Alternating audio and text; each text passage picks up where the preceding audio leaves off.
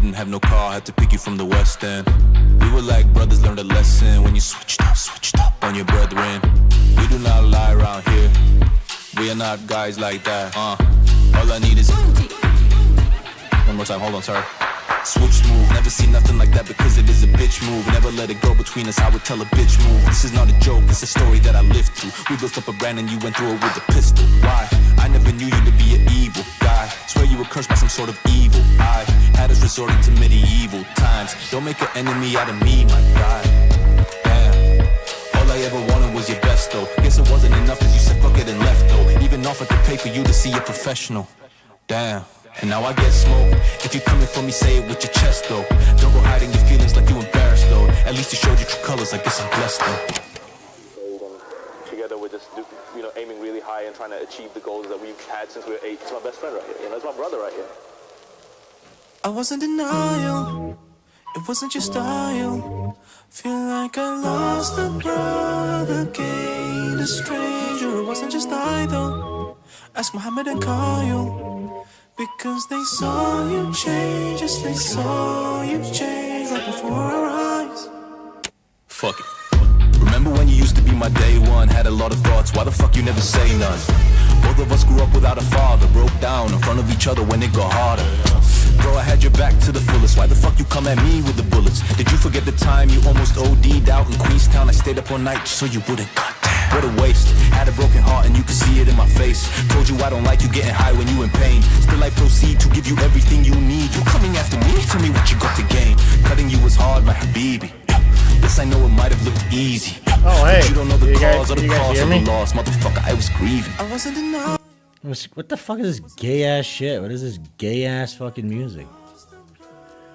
Can a nigga leave his computer for 1 second and not have gay ass fucking queer shit playing? Huh? How about this? I thought we were doing Red Bar for a minute. Yeah, what the fuck is that? I couldn't find my phone. Could you guys hear that? I couldn't find it. I like to use my phone for chat. But I think we're good now. Hey, is everybody here? Who's here? How many guys are here? Let's see. I'm a little drunk, guys. It's early, or it's very late for me, early for you guys, most likely. I'm here with JT. We're going to go live for a little morning show. Having some cocktails, chilling, relaxing, maxing, basically, is what I'm saying.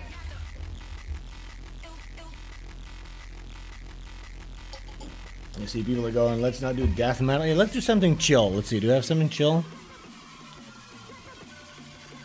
What is this? No, that's not chill. I don't have anything chill. I'm not a really chill guy, come to think of it. If I look at my playlist, what is this? Yeah, all the music's got some good bite to it, you know? Yeah, is this chill?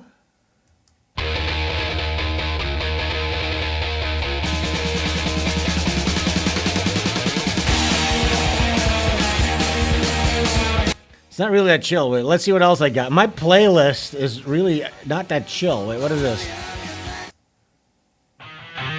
Is this relaxing for you guys?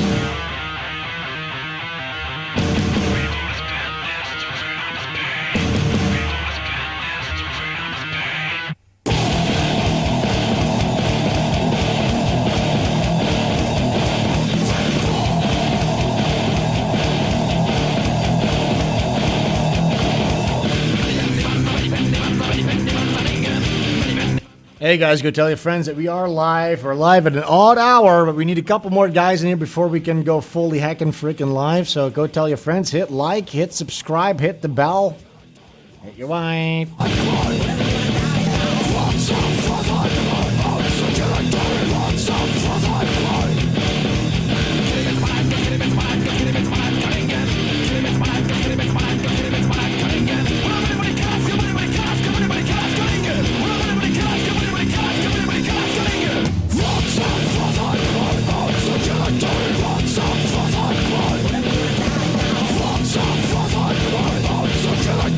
This one's chill. This is chill. Here we go. This is fucking chill as fuck.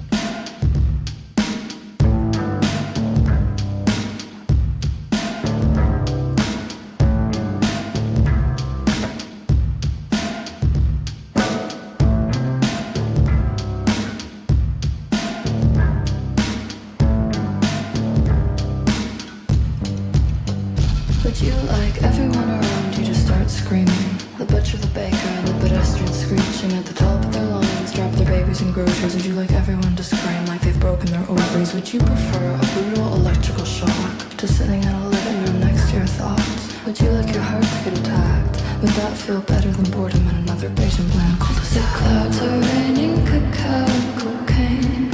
Hand me peace on a plate, I send it back, I prefer pain. Would you applaud the simulation, applaud the maker, if you were constantly in the safety of danger?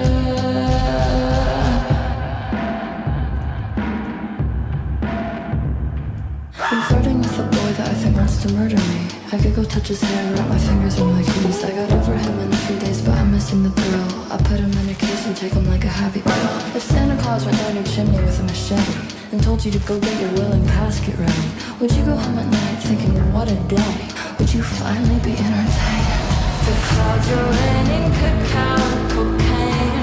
Hand me peace on a plate, I send it back, I prefer pain. Would you applaud the simulation, applaud the maker, if you were constantly in the safety of danger? Safety.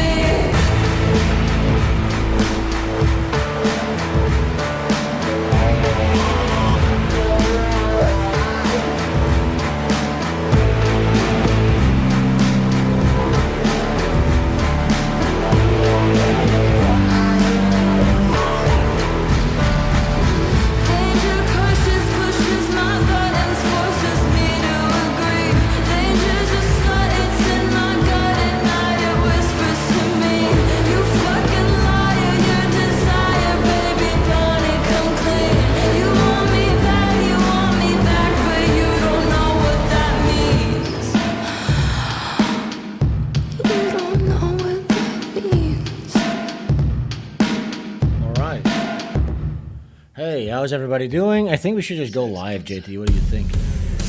Yeah, man. Fucking, let's do this. Let's fucking heckin' do this. Oh my god, 1 second. How does this work? I'm really a little tipsy, guys. Give me a second.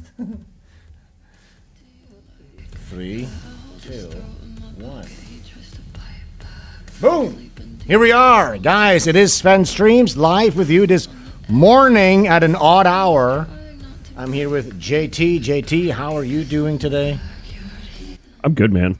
You're pretty good. Vibing. Let's see if JT is mixed properly. That would be nice. If you can talk, if you could say hi Yeah. in the chat. Let me see. 1 in the chat if we were sounding good, or 2 if we were too loud. low. Little loud. Little loud. I can back off. Yeah. No. Back Now off. you're good. Now you're good. No? Now you're good. Now I'm you're good freaking here? good. Here? Okay. Hey, how's everybody doing? We are back. I don't think I've done a show since Butch Killigan successfully launched with 500 plus backers across all frickin' heckin' platforms. 30K plus USD in revenue raised, and we are getting into the fulfillment phase. Isn't that exciting? I wish I had a soundboard. That's awesome. Today I am having a cocktail. I made my own. Well, somebody made a nice little. My chick right now made a little cocktail for me. It's a Hell yeah. homemade Moscow Mule. I got 2 of them. So let me sip on that. I'm really drunk. I'm sorry for that. But.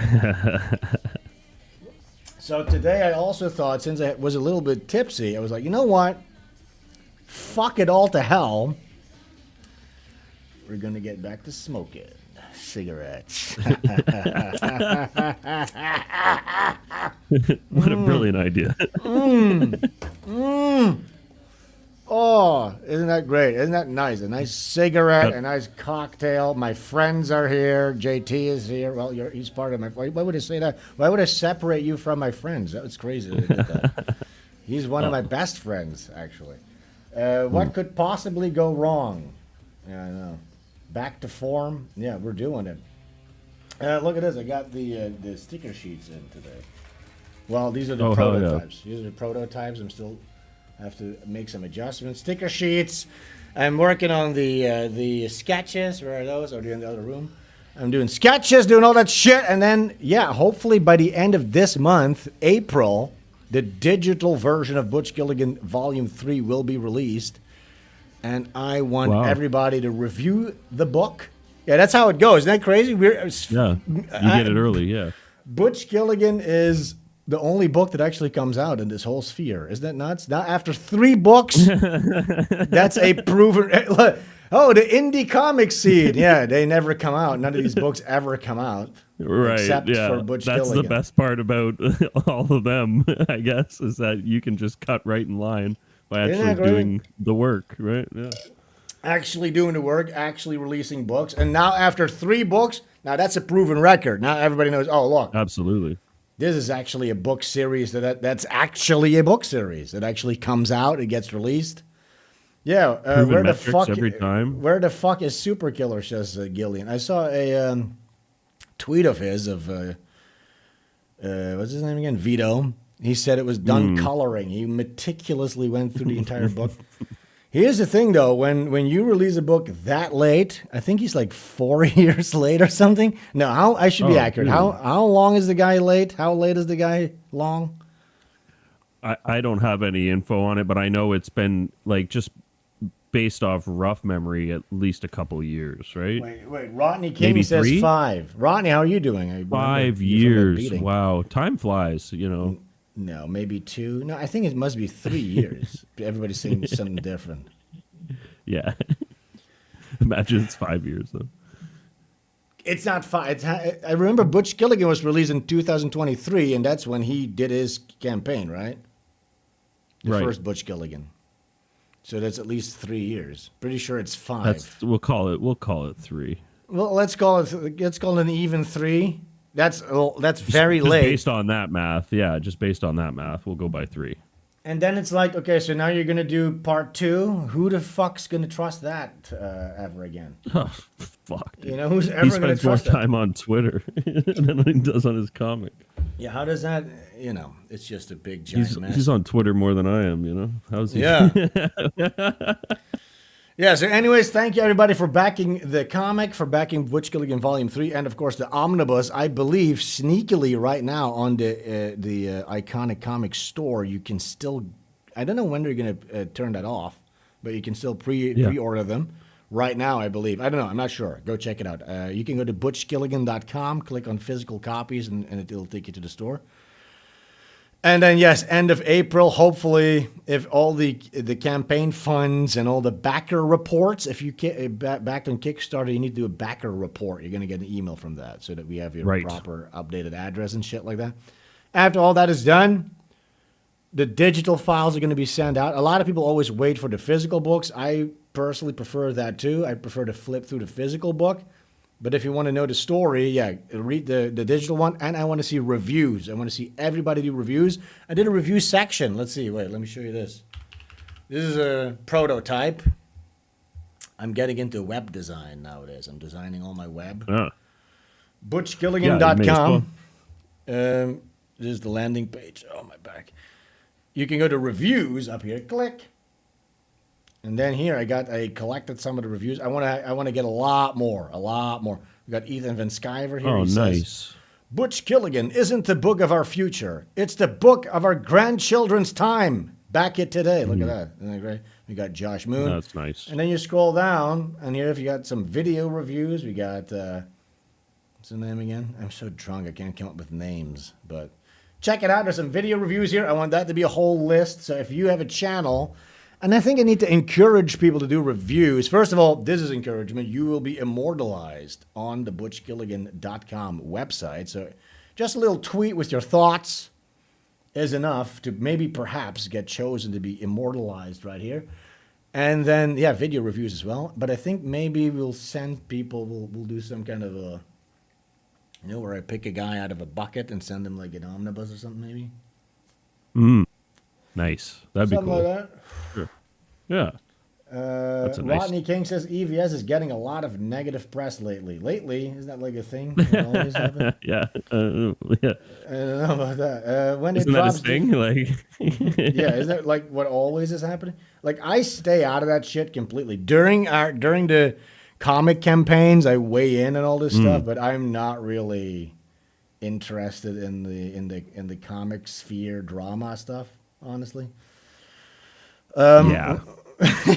Gillian C says, when it drops digitally, are the files purchased right on your site or will it be on Amazon? Fuck Amazon. I know it's on Amazon, but it'll be all on butchkilligan.com. We'll have all your Butch Killigan needs, physical copies, digital books. There's motion comics on here, mailing lists. Just go to butchkilligan.com. Does Iconic push to Amazon now too?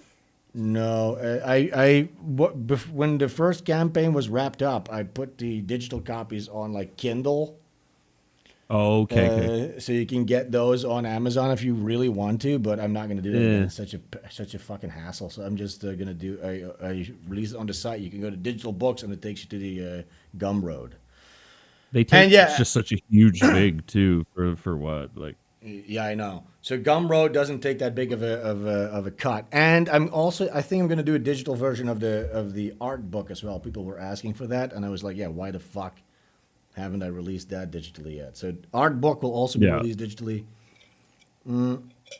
What exact weight is the omnibus? I'm not sure yet. It's being prototyped right now, so we'll see. I'm not sure. Once they sent me some videos and stuff, I'll show you guys what it's going to look like. It's probably going to look like similar to the Common America one. Do I have that one? Where is it? It should be around here somewhere. I think you have that somewhere. I got a copy of it somewhere, but that doesn't do us any good right now. No, wait, where is that? Oh, right here. Yeah, it's going to be like this. It's going to look like the Common America one. This is also released by Iconic Comics. It's a really nice print. Really nice, high quality print, but it's going to be thicker because Butch Killigan is going to be 360 pages, so it's going to be about this thick. Nice. It's going to be a little. You got one I don't have. I don't have that one. What's that? Volume 4, 5, and 6? No, this is volume 1. Is it? Oh, it's an alt print. Alt I think. cover, probably. I got mine's white. I got all white cover. Yeah, it's going to be a little thicker than this one, but this is a pretty hefty thing already, this Common America one, and really good quality. So go check it out on Iconic Comics. If it's still up there, I'm not sure. And then digital copies will be releasing at the end of this month. Now we have a lot of stuff to get into today. Oh, first of all, the return of the wonderful and powerful American Man. Do you guys see this? Yeah. Can't believe it's been this long that we've been live. Yeah, did you guys see this? There was a gang rape victim, 25 years old. She tried to commit suicide, jumped off a roof, got paralyzed. This made her go into a deep depression, and she wanted to die. And then the government granted her a euthanasia, government-assisted suicide. This really happened in Spain, I believe it was. And then, this is the Common America, the American Man comic. Oh my God, what is happening with the internet? Could have just been easily Canada too, though. Yeah, really. And then they just rob her organs. Yeah, very well. Yes. Right into an ice bucket. Yeah. Yes. Into the biohazard bin. So she goes, we're so sorry I gewalt about all those awful things those men did to you. You mean the migrant? Just sign the consent form so we can get you treated. And then, of course, there he is, Shlomo Kuichenstein. He goes, won't be needing these where you're going. So, that's one of the American men that we got this week. As she's crushed by a Super Mario level device. Yes. Yes. She's crushed by a badonk. What's that guy called in Super Mario? A thwomp. A thwomp. A badonk would be the. She just gets badonked by a big black. A badonk. Yeah, they should add that in the new Mario. I believe I saw a badonk in the Mario movie. I went to the Mario movie, by the way, the other day. I went there on a date. Yeah. It was pretty fun. I liked it. I liked the Mario movie, JT. People are making fun of me for liking the Mario movie because it's such slop, I guess. I went to my nephew's birthday, and it was just getting promoted and I saw the previews for it. It looked really good. I'll give you my review. Where is Mario Odyssey? Look, when you say, my nephew really enjoyed it, that doesn't really make my case because it makes me look like a complete retard. No, I didn't see it, but I saw the preview and it looked good. So that was my exposure to the movie. Yeah. I'm just gonna put some footage on screen. What is this? Oh, this one. So apparently there's like a political divide over this movie. Now, I did not watch any reviews. Isn't that crazy?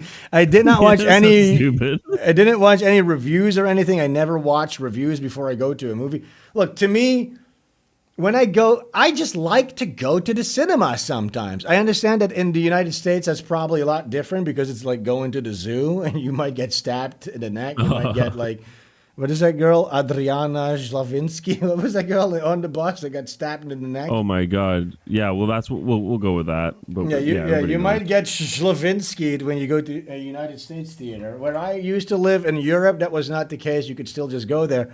But it's like, look, to me, and look, I might be completely off base and people might not agree with me. When I like to enjoy a film, I don't want to go to the movies. The movies is like a theme park to me, kind of. You know what I'm saying? It's like an event. You stand in line, you buy a ticket, and then you go to this, whoa, crazy sound adventure type of thing.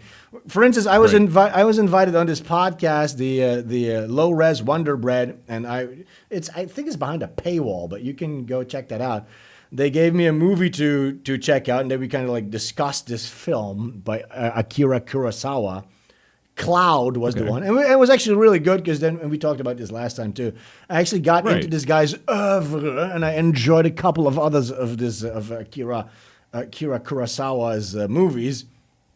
But here's the thing. When I watch a film, I do that out of the comfort of my own bedroom. Now, look, I understand it's a completely different experience. Like David Lynch used to say, he's like, if you watch a movie on your phone or your television, you're a fool. Because watching a film in the theater is like entering a dream, or something like that, right? Which is that's correct. I know what he means. I know what he means. Yeah, it's correct. But I'll tell you this. Technology's come so far now, Mr. Lynch. We can create that experience at home. Yes, God rest his soul. Yeah, my TV is like 80-inch. Basically, it's like a cinema on my wall at the foot end of my bed. You know what I'm saying? It's huge. Yeah. The curtains are shut. I'm cozied up. I'm laying there. I'm enjoying this gosh darn film. Trust me, it's not like a little post stamp. It's huge, this thing. Plus, I don't have to deal with any savages, and I can pause the gosh darn thing if I need to take a little pee. So I'm not going to miss anything. I'm not going to miss any of the important parts. You know what I'm saying? And you're so when you do like pause and you do go for a pee, it's like fully immersion breaking, like, or whatever you want to call it. Like you were fully involved in the movie, right? Like, yeah, just like you would be in a theater. So when you exit a theater, you're like, it breaks the immersion finally, and the whole experience is over. But you're like, wow, that was a trip. You know what I mean? There's always that like come down or whatever. Yeah. And there's so with what's happening right now, because I watched a couple of these reviews. Apparently, it's being review bombed by like critics. There's always this discrepancy between the critic numbers on Rotten Tomatoes and the viewer, the actual audience numbers. Critics are review bombing Super Mario because there's no diversity or blacks or gays or anything in it. Probably that's most likely what's happening. Okay, but then the nerdo movie critic sphere, they are specifically putting this movie on blast because it doesn't have a strong narrative arc or something like that, and it's just an onslaught of unrelenting action, okay?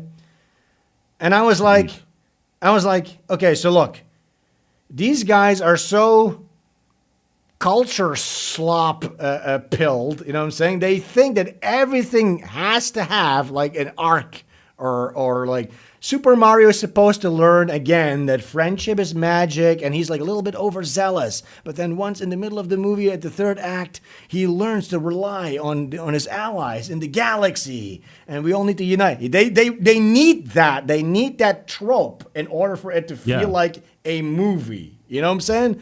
They're so trope rotted that they need that in order for it to feel like a movie. They don't think it's a movie unless they have those tropes in there, those arcs. Okay, so now if you actually those guardrails of the system that have been installed in their brain. So look, I'll say this: the Super Mario movie. Look, I don't even know if it's not a conventional movie. It's not like other movies. I'm not even saying it's genius or anything. It is a thrill ride. Okay, it is unrelenting. It never stops. It's an onslaught of Nintendo characters zoinking and boinking around with little eyeballs and wacky antics and gadoinks and gaboinks, and it never stops and it's unrelenting. But here's the thing, and there's no story. Okay, that's true. That's all true. But here's the thing. You know what also never stops and is unrelenting? Super Mario. It has no story. It has no story, and it's a side-scrolling thing where you have to keep running. It keeps moving, literally. That's what Mario is. Mario keeps moving. You know, he's running. That's what Mario is. Okay. So if you have if he stops, the time runs out, and it makes him move faster. yeah. That's what it is. So if you have to translate Mario into a movie, do you really need to have this mascot, this logo? Mario is a logo. Does he really need to have like a deeply seated character flaw or a trauma that he needs to overcome? Is that really what you require? Does he really need to learn again that friendship is magic? No, he just needs to jump around and go whoop-de-hoo and kick a little thing and kicking butt in the galaxy and saving the princess or whatever. Yeah, that's what he does. He does save the princess. And look, there is a little story arc, character arc in the movie. Yeah. So Bowser is Bowser, the big bad dragon turtle guy. He is at the end of the first movie. He's made like miniature, like a tiny guy. And he goes along on the adventure with Mario and Luigi in this second movie. And they kind of are like hinting at that he needs to become good. He needs to become their ally. But then Mario's son, his little son, Mini Bowser, comes along. His mission is to bring Bowser back. He wants to make him proud because he made Bowser Death Planet with a big cannon on it, okay? So then there's this doubt in Bowser, like, oh my God, should we really kill the Mario brothers? Because I'm kind of like, I warmed up to them a little bit. I was like, ugh, is this really? Because I was kind of like, oh, now Bowser's going to become like a good guy and he's going to fight against his son. But no, they actually didn't do that. Bowser just goes, you know what? Yeah, fuck these guys. And he actually becomes like a super scary skeleton guy and stuff. And he actually fights back hard. Yeah. It was good. It was just fun. It was fun. And cartoony and stuff like that. And yeah, because we've already done the Bowser's a good guy. It's been done in RPG, Mario RPG, and that was fun. It's been done. Like, you know, like, yeah. But the thing is, like, what Bowser do you do? He was a great character in that game. And that game, it was like all the Mario characters against like an existential crisis. So that was kind of a cool scheme. Yeah, but back then they actually could write stories. So yeah. But what are you supposed to do with Mario? You know, he literally is, like I said, a logo. So imagine you have like a brainstorm board with Super Mario. Okay, he's a plumber. He has a mustache. He saves the princess. It's basically it. He runs from left to right. You know? Yeah. What are you going to do with that? Because better that Bowser betrays him, because that's like that was always in his character to be like, even if he's like friendly, he's like still like the anti-hero friendly guy who's going to turn at any moment. You know what I mean? Yeah. That's but I'm saying, like the way it's got to be. But what I'm saying is, with Mario, you can't really invent new deep lore for the guy. Not really. Because he's a logo. He's a logo. You can't do that. So you have to work with what you got. He has a mustache and he jumps. Okay, He's acted upon by like the environment and the characters around him. You know what I mean? Yeah, that's the best you can do with Mario. And in the first movie, they already had a little character arc where he starts his plumber business and he tries to get like validated by his family. To me, that already was like uncanny. It's like, ugh, what? He has a family of Italians and stuff like that. Mario, I don't like John that. Leguizamo is his brother. Like, I don't know about this. You know, so I'm kind of glad that they just kept him the logo that he's supposed to be. You know, yeah, he's just jumping around. But yeah, I guess it's because there's no real boss bitch type of stuff in this. There's no black trans activism, none of that stuff. It's just a fun roller coaster ride. And I understand people use this as an excuse sometimes. Oh, come on, it's just a popcorn movie. It's not what I'm saying, but I would not use that excuse usually. But this is a Super Mario movie. It's based on what is Super Mario? It's a guy running from left to right. So yeah, this movie's gonna go from left to right constantly. You know what I'm saying? And it's, Yeah. and the movie goes into 3-dimensional space from beginning to end. Yeah, that's what it is. It's like a Mario level on the big screen, and it's fun. Fuck it. That's what It's supposed to crazy that there's a bunch of like full-grown adults expecting like Shakespearean or like any kind of crazy arcs out of a fucking kids game. You know, it's a movie about a kids game. Yeah, but even still, even then, they don't think far ahead enough because it's like, yes, you're tasked with adapting this, what you're seeing on screen right now, to a movie, right? And you can't really expand on Mario because it's just going to become uncanny and retarded if you start inventing trauma for the guy and like, what does he need to learn? What does Mario need to learn? Oh, You know so what it's I'm like saying? it's more true to the medium. This actual the movie you're saying, and it's fine. like, It was good. I thought it was good. I recommend watching. You look, if you're just take your girl, go watch it or something like that. You know what I'm saying? Let's see what do we got. We got here. Oh yeah, we watched that.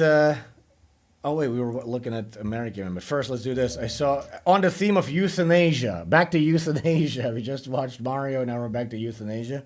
I saw this. I haven't watched this, but people are saying people are saying this murderous demon, Dr. Alan Weber, aka Maid's Doctor Death, is in a fucking wheelchair herself. Oh wait, this is the doctor. This is a euthanasia doctor. This goblin person. Wait, let's see. Bug-eyed freak. Hello. Thank you for seeing me. You too. Should we do hands and whatever? Are we very formal? Or do we not? Oh wait, this is the person. When I saw this like on mute, I thought this was the doctor. I did too when I first saw this on a different post. Wait, that's the patient. This is the fucking wow. That's like literally like a comic book villain. This is the murder doctor. I don't know. That's we don't the need to be Dr. formal, Death. but we also don't need to touch hands. Fine, good.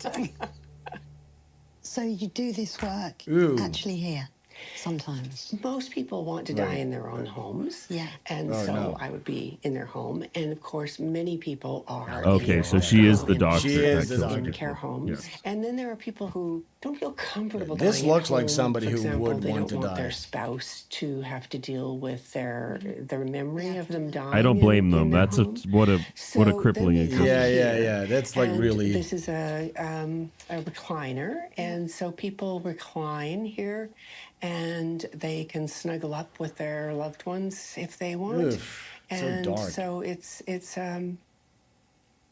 good place for some people. Ugh. Yeah, this sterile room is a great place to Oh, get that's so- euthanized. Oh my god, it's so Whoa, dark. whoa, According dude! to Like, law, yeah, It's each making me made dizzy. applicant must make a written request signed by an independent witness. yeah. I and have felt two lightheaded thinking of independent that. Yeah. Yes, that's so dark. So this That is the one that sucks. has to be signed in front of an How independent is this witness. even- And And who would that be? Yeah. has to be She even Like, how goes, did we look, get yeah, here? this is Oh a my really God, this is man. a really great place for you to snuggle up with your loved ones and die. It literally just a sterile office with like TL. Well, and if lighting. you've ever like put down a pet or something, it's like there's nothing you can do to make that good. It's like that's not like No, that sucks. oh, this is so brutal. Oh my god. Imagine doing that with a person. Oh my god. Oh my bro. god. How do you That's do dark. that? How do you justify somebody that to who yourself? is, How does the not system in the will justify of this the Yeah. too? Like, you know, direct caregiver. when This they're old sending Jewish like woman. billions of money into like a laundromat in the Ukraine, you know, Many deaths have you Look, and been she's like, involved with? oh, how many deaths? Over 400. because you know Wow. they have the money, She's- they could make this person super comfortable where they don't want to die, Dude, You know what I mean? They could just- she has watched over 400 people die in front of her in that leather chair in her office. look at that 1,000-yard stare. Oh yeah, for She sure. enjoys it though. Something in her enjoys watching. That's a other people. screen. That's like a screenshot of a picture there. Somebody That fucking sounds post like a that in the lot. comments. Is that what you do now? is that No, the main no, I thing? still run a contraception and abortion clinic. Oh, nice. In addition to my maid work. Oh, that's cool. Oh, so she okay. is So a you're just a doom critter. All right. Okay. So next you have a side business where you do abortions and anti-conception. Yeah, But yeah, you in your know- day to day, mostly you watch people die right in front of you as you inject them with poison. Some people, they might start a small business or something on the side. She does abortions. Some Kind people of might, based, do says any TK says- small thing. TK says that's kind of based murder maxing. Yeah, she's figured it all out. Yeah, if you're a psychopath, why would you go around abducting people in the burlap sack and slitting their throat in the basement if you can just monetize it and corporatize it? Yeah, if you're a serial killer You get paid to do psychomaniac, that shit. yeah, just move to Canada and apply Oh to my become a God. death doctor. Maid, she calls it maid. Yeah. That's the Dr. kind Death. of immigrants we need for sure. Yeah. Yeah, that's fucking crazy. How do you Dude. become that? Is there a school for that where you can go to school to inject people with poison and watch them die in front of you? Yeah, I'm That's sure it's just an crazy. entry level Would you course. ever- It's probably not that Yes, in- yeah. It's not that in depth. It's not much involved. We have a law. There's not much to it, really. This law. And so, Yeah, wait a law. we're not What? eligible What do you for mean? law. Now, there are We have situations cameras all over this whereby, place. find somebody not eligible or eligible when another person won't because of the way our law is written. In your experience, what do you think the Oh, it is so number scary. one reason that people want made? The number one reason is autonomy, control. Oh, that's so nice. Oh, actually right. really nice. Yeah. It's You, different of what they think If you of really it think as about it, it's autonomy, actually really control. nice. So that Yeah. would be about. I just want my body to die. Can I do that? Lose that in their lives. Yeah, control. They desperately want But we all control. know, like, they're just they targeting want mentally to ill say, people. It's not just "It's like people now." that want to be put down. You know Yeah, what I or mean? Like, raped. People that got raped by mass immigrants. yeah, like people with mental problems that the After state getting could raped. actually do a lot more for them. But no, we gotta fucking You sent send them to money this, yeah, to Jewish Israel doctor. and the Ukraine. Yeah. Yeah, so they can get their organs harvested. And even we say, Yeah. okay. Yeah. Well, yeah, I we can need get them to back die here at because we 7 need their o'clock. Is that their okay? body parts. And Exactly. they'll say yes, and it'll be We need their so corneas and their livers skip the last 2 days of their life. and their lungs. And I look at it and think, what you really needed was some more drugs. But you want Okay. my drugs, I'll give them to you. Apart from the fact I don't have the desire, I think probably I would be eligible under the Canadian law. She'd Well, be you'd have to be eligible. suffering unbearably, and you'd have to convince me that you were suffering unbearably. And Look at the with twitching eye. from what you creepy. said, She has like a I know twitchy you can eye. Do anything here now? Oh, man. I'm not Please don't scared. kill me. I'm not scared. But I guess what I'm saying is Mm-hmm. there could be somebody next to me with exactly the same condition. Yes. Who doesn't want to go on anymore. I've certainly met people who are no more disabled than I am, Yeah. saying that life is not acceptable. in this Soft-spoken state. death And murderer. I would say, Yeah. Soft-spoken death inducer. but not different in the That's sense like of usually how wanting to women have some killers are. control. They're really So, Liz, cunning about right it, now, yeah. You love life. and Shout you outs, want to- Liz. But there's also this you lady killers. And if you got terminal cancer, and She you looks like had, Agent you know, Smith, chemotherapy this and guy. radiation, wouldn't you be Oh. thrilled that if you had the choice to say The short hair "I'll is go this off-putting. far and no further? I mean, they're both very off-putting looking, but And that to be killed by a woman with like an old woman with a pixie cut. puts unethical people at risk. Yeah, But I it's don't just, feel it's that nice. you see that as a worry. What you're saying is to protect what you consider vulnerable people. You are condemning others to unbearable suffering.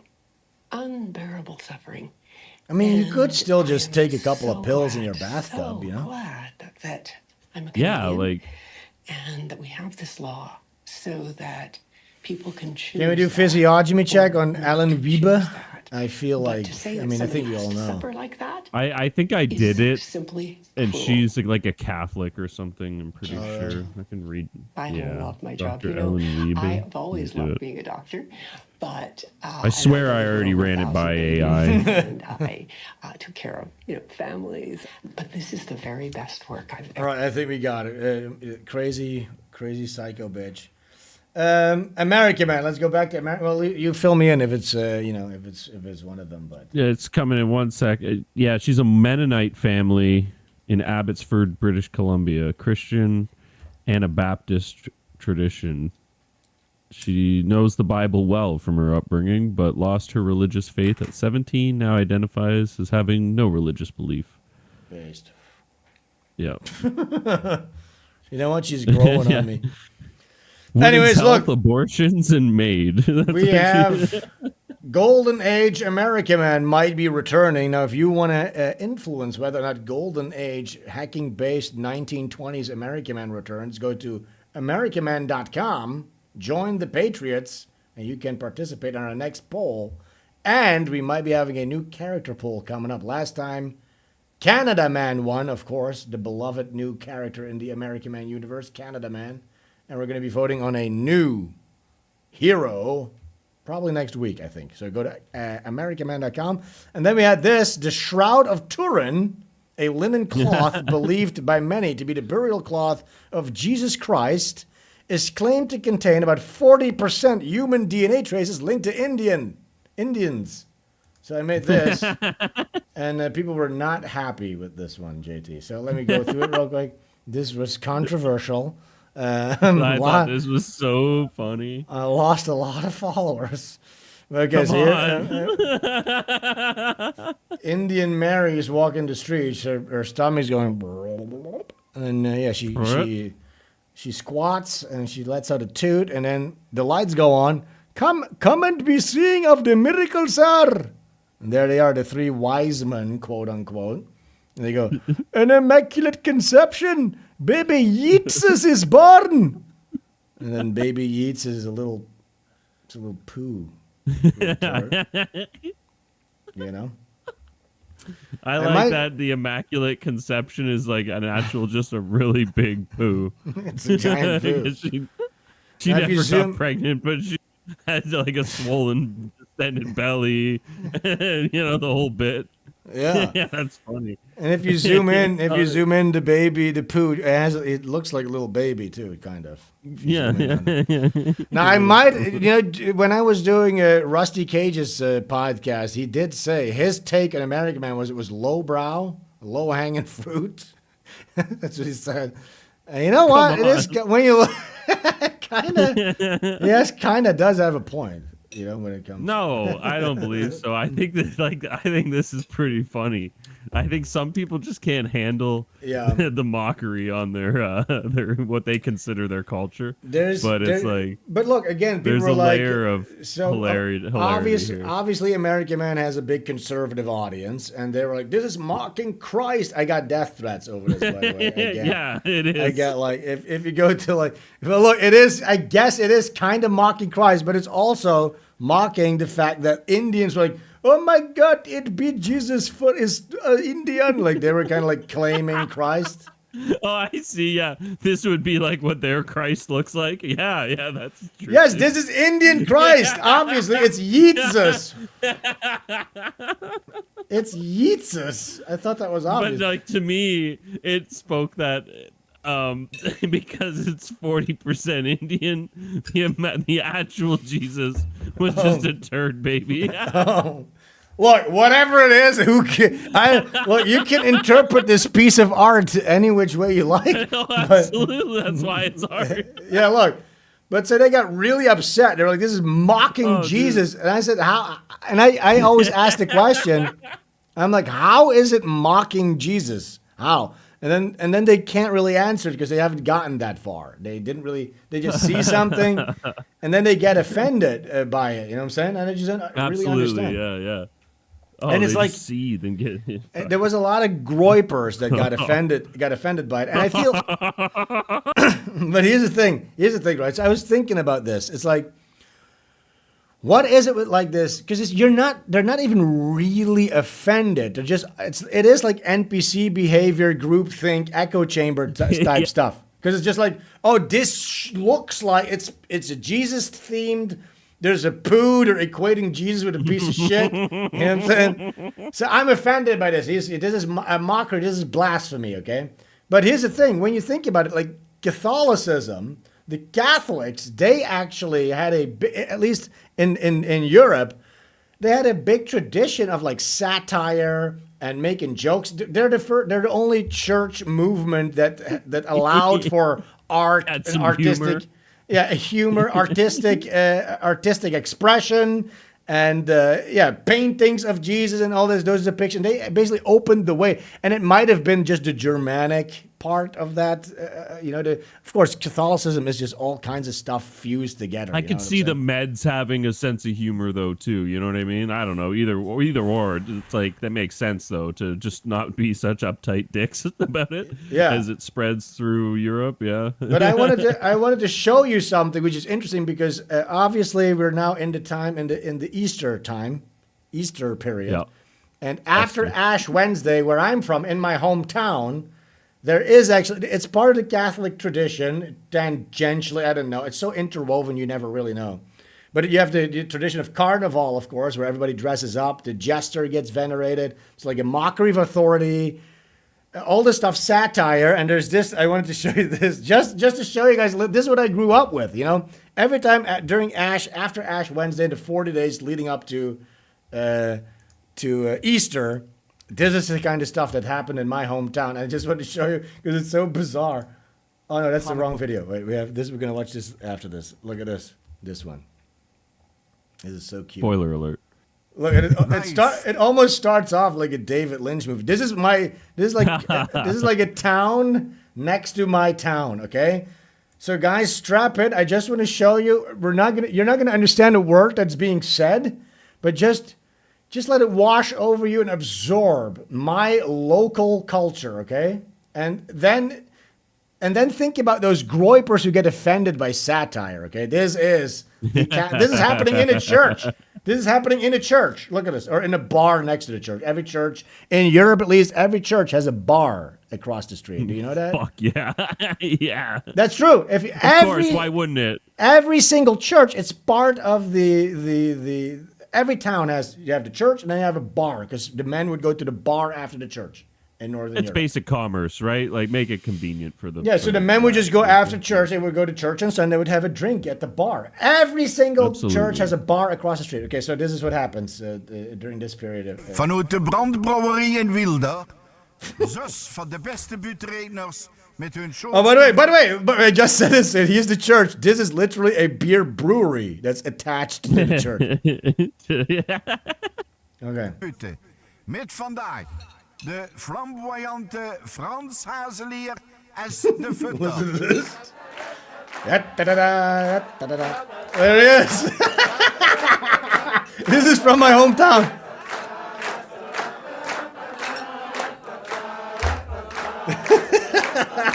This is awesome. Da da da da da da da da la la la la la.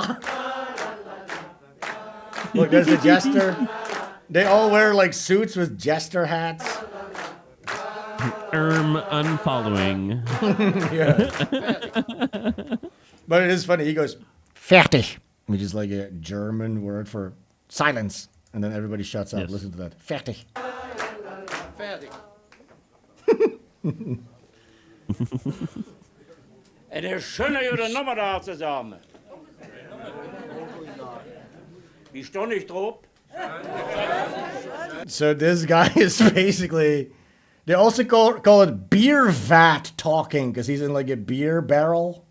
Okay. And then he's basically the elderly guy of the town, the village idiot. He's going to like do jokes, stand-up comedy basically in front of everybody.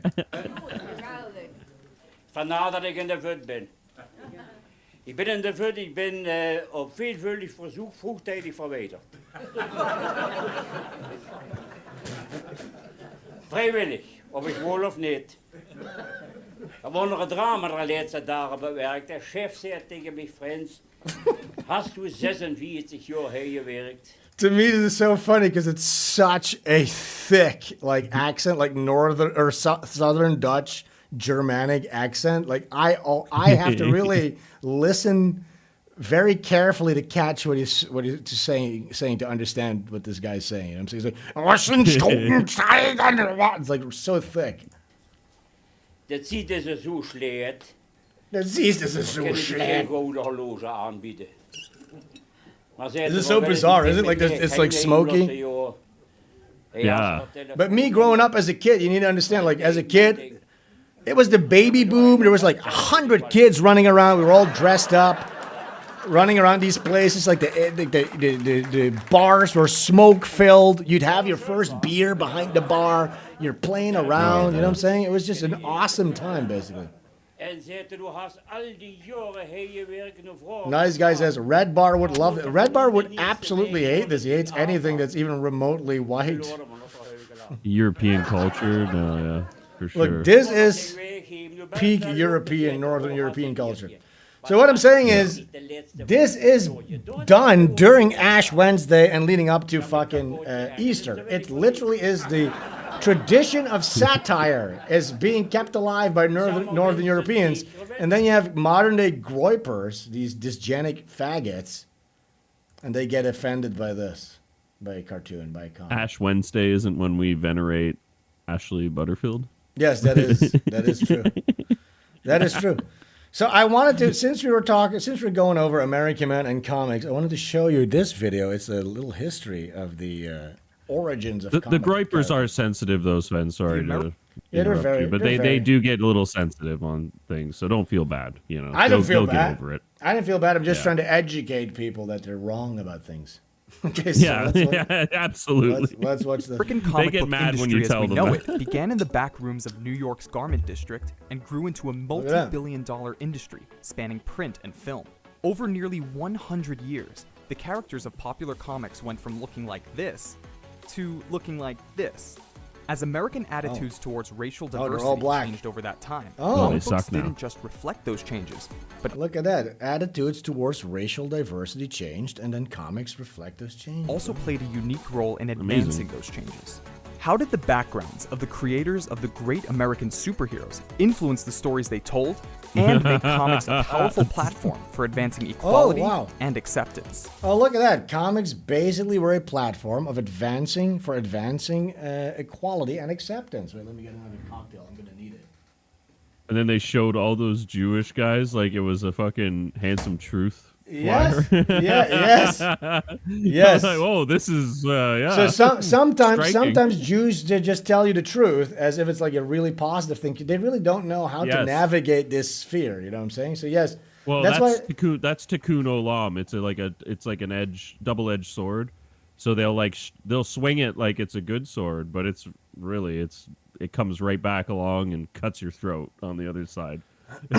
Yeah. Well, somebody says. Connie says, American Man is not funny, dude. I've seen everything before. Sven is a dying old lamester. I don't know what that means. What is a lamester? Lamester. You're a lamester. Oh, I mean lamester. It's like some fucking kid or something. All right, cool. Yeah. Thank you. Go read some American Man. I don't think you have you really read all the American Men, or are you offended because I made fun of Jesus Christ? I hope Connie's dad comes home from getting cigarettes and milk soon. There is this thing with with groypers and Americans in general, where it's just like there is this very easily offended by like comics and like cartoons and stuff like that. You know what I'm saying? Like violence is okay. Yeah. Violence is okay. Violence is fine. But even like when it comes to like sex or nudity, very easily offended by stuff like that. It's weird. That's a cultural change. Like if you watch like me growing up in the Netherlands, every Dutch movie, like there's Dutch movies in the 60s that were seen like high art that everybody would watch, just like a guy drinking a bowl of piss in the movie, famously. Oh, that was made by Paul Verhoeven, the guy who went on to make RoboCop. He made this movie called Turkish Fruit. There's a scene in it which was seen as controversial where he proves his love to his girlfriend after like a full insertion cock and ball scene in the cinemas. You know what I'm saying? Nobody gave a fuck. And then he proves his love to his girlfriend by drinking her piss in a bowl. You know what I'm saying? Everybody's just like, oh, this is so cool. My God. You know what I'm saying? That would never fly Wow. in America, you know? No, the Dutch are known to push the boundaries Anyways, like that. I just think too. in Anybody that Europe, doesn't know in that, Europe, these attitudes towards satire and like sex and stuff like that, it's not that like, they're just not. Yeah. you know? Comic books Been in there, done America that, have you know, existed it's since the fucking 200 years 1840s, old. but what we generally think of as comic books today really This- only yeah, this is started in the chastity. 1930s with what is known as Yeah, the golden age oh, of comic books. oh. The comic book industry really took off with the publication of Action Comics #1 in 1938, which featured Superman, a character there he created is. by Jerry Siegel and Joe Shuster, Oy the vey. children of Jewish immigrants from Oh, Lithuania. hey, And- Jerry, how we get? And as it turned out, the comic book Hey, industry Joe. was well suited to Jews. So the comic book industry was well suited to Jews. So when you hear guys nowadays, these commentators go, "Oh my God, comics have gotten so woke. Everybody's gay and black." That's what American comics are. That was their point. That's by design. They just kind of pushed it a little bit too far. They accelerated it a little bit too far by making everybody gay and black and queer. You know what I'm saying? But that is what comics are supposed to be. You know, by design, by their Jewish designers. They meant for it to be that. You know what I'm saying? So it's just, it's that boiling frog thing. They just boiled the pot a little bit too heavy. And now everybody's like, whoa, whoa, whoa, everybody's gay? Can we just go back to the 90s? It was already gay and queer and promoting It was diversity. all It's always been queer. Well, they're gonna Jewish explain. people having been barred or at least not very Almost for welcome 100 years in now. the more upscale entertainment mediums gravitated therefore to what they could wrap their hands on. You know, if you were a creative Jewish guy or woman in the 30s and guy sounds 40s, like Epstein. you couldn't get a job in an advertising agency. You couldn't get a job in prestigious journalism. These were occupations that were reserved for the sons and daughters of well-heeled all-American WASP families. You could, however, get a job in this kind of Wild West of an enterprise in which people drew these funny books that sold for, a pittance. Yeah, it's not like they were meant didn't probably also for take kids over or Hollywood, or they feeble-minded created adults, it. and it didn't really matter so much. The result was an industry dominated by Jewish immigrants and the children of immigrants. Oh! Two of DC's founders were You from can't say Romania that, though. and Ukraine. Marvel's founder was one Don't of tweet 17 that. children of Lithuanian immigrants, and the founders of what is now Archie Comics. Oh my were all God, Jews. everything was Many Jewish? of the heroes themselves, Archie including Comics is Batman, Jewish? Green Lantern, the Fantastic Four, the Avengers, Oh my God, Spider-Man, they're and all many Jewish. more, were written Oh my by Jews God. as well. Nobody fuck. was bragging about being in comics. They were amazing. A place for either wannabes or has-beens, but That's it was great. a place where kids, And here's why that's a good really thing. teenage kids with a high school education, if that, but with some ability to write and draw, could get in. These Jewish and immigrant creators brought their experiences and values to the stories they told. From the way their religion influenced the morals Wow, and they brought ideals in the value. stories, to the backgrounds and personalities of the heroes themselves. I think they do grow very much out of the immigrant Their experience. myths are valuable, The everybody. sort of so you gotta prototypic really example of respect them. people. Yeah, so that's the thing. It grew out of the immigrant experience, and that's why all these hero tropes. It is a superpower chosen superhero, Ubermensch, who has to live in a host society like Superman, like Batman, like Spider-Man, and they have to hide their power level. They have to adopt a fake name and a fake identity.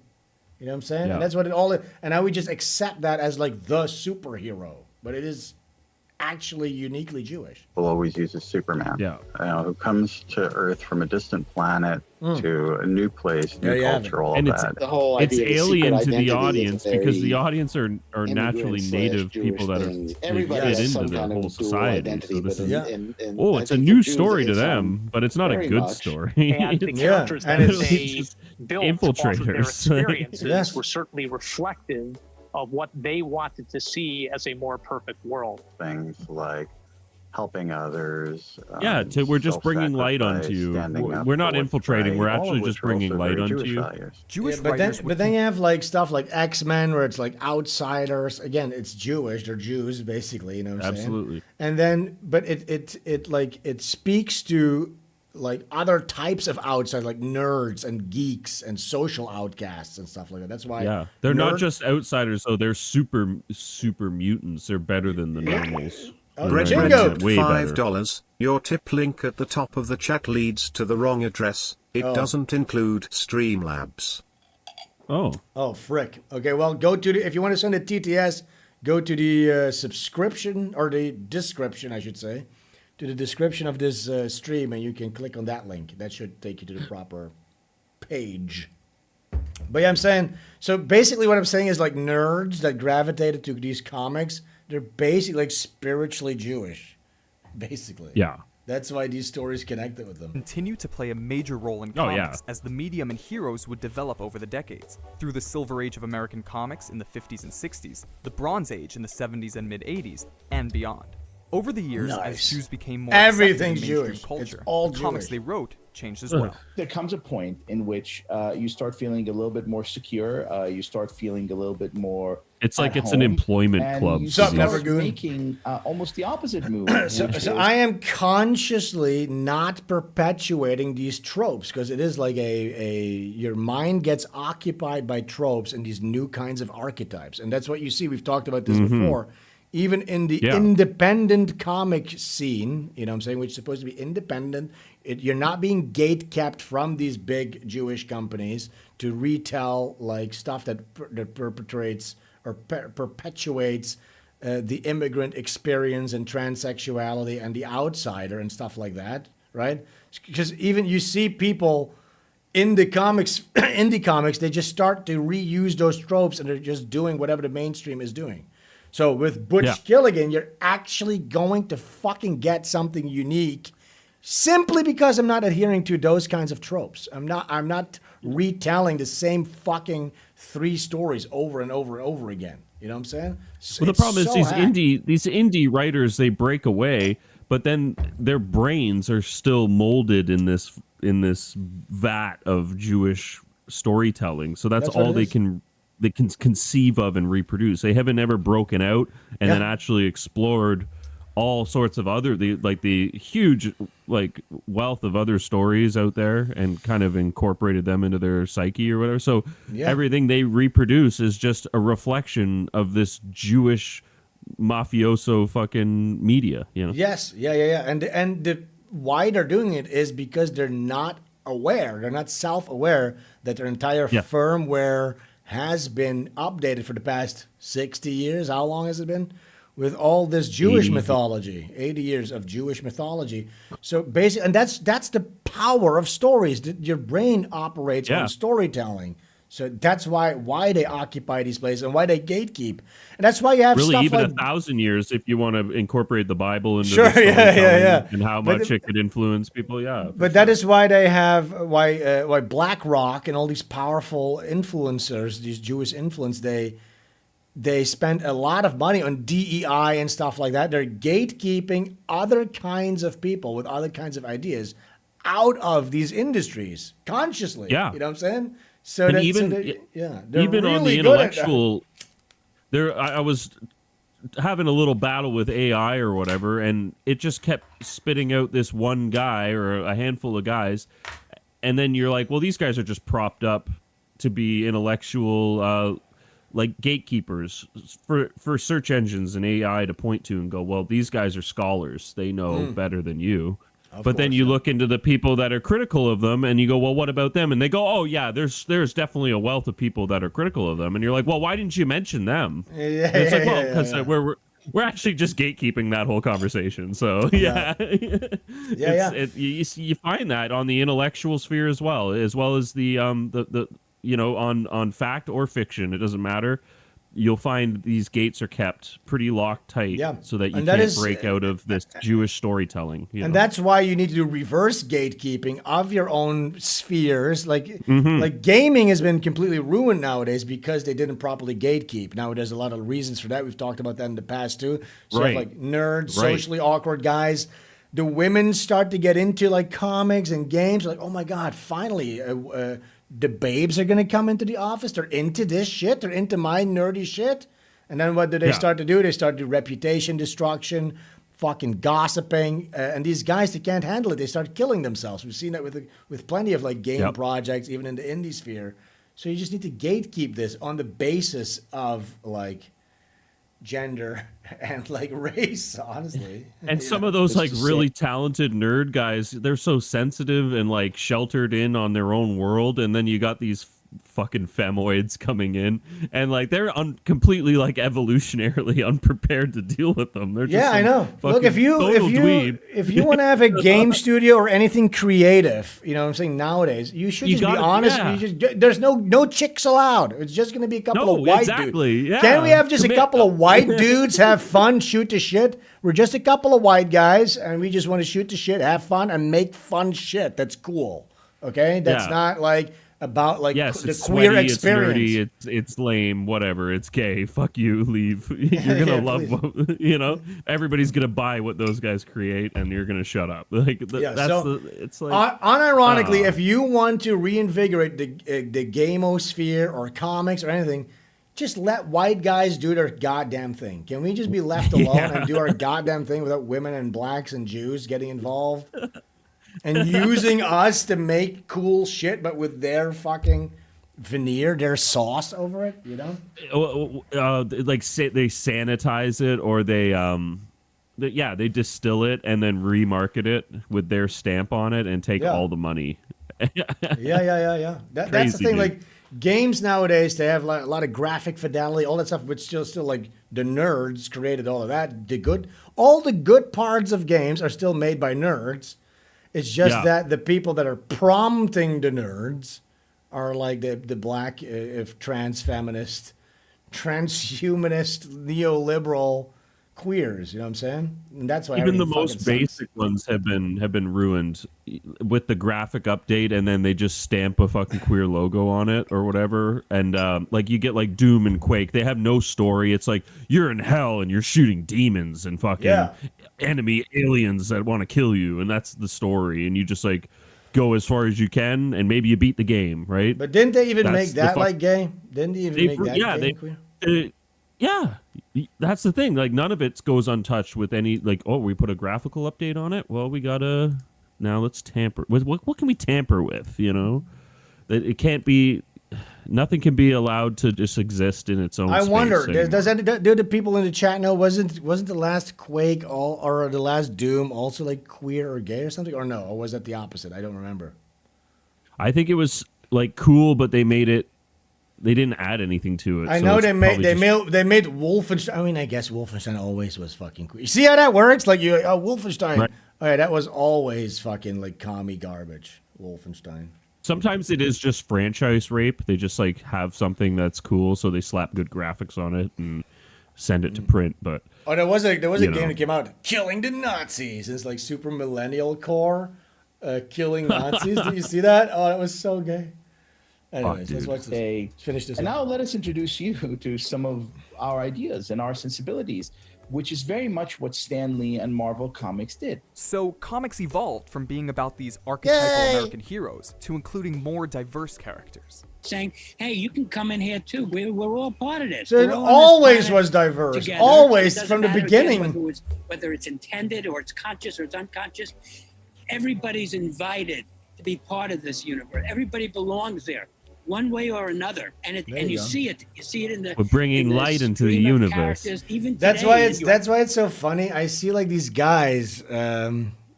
Red Letter Media. Did you ever watch Red Letter Media, like those guys that review the movies? A little bit, yeah. Because in the TRS space, they were really popular too. So I like checked out a couple of their greatest hits and whatnot.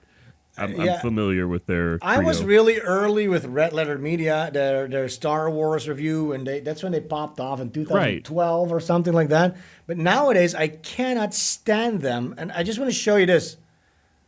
Look, this is their channel, and I saw this pop up in my recommendation. So you see these guys, and you can literally see them physically degrade. Now they do this aloof joke. They do this joke. They have this framing device where they always are drinking. They're like, "Oh my God, we're just so depressed, schlubs, right?" And they drink beers and stuff like that. But that's what they actually are. They're actually depressed, unhealthy, big, fat, old slobs.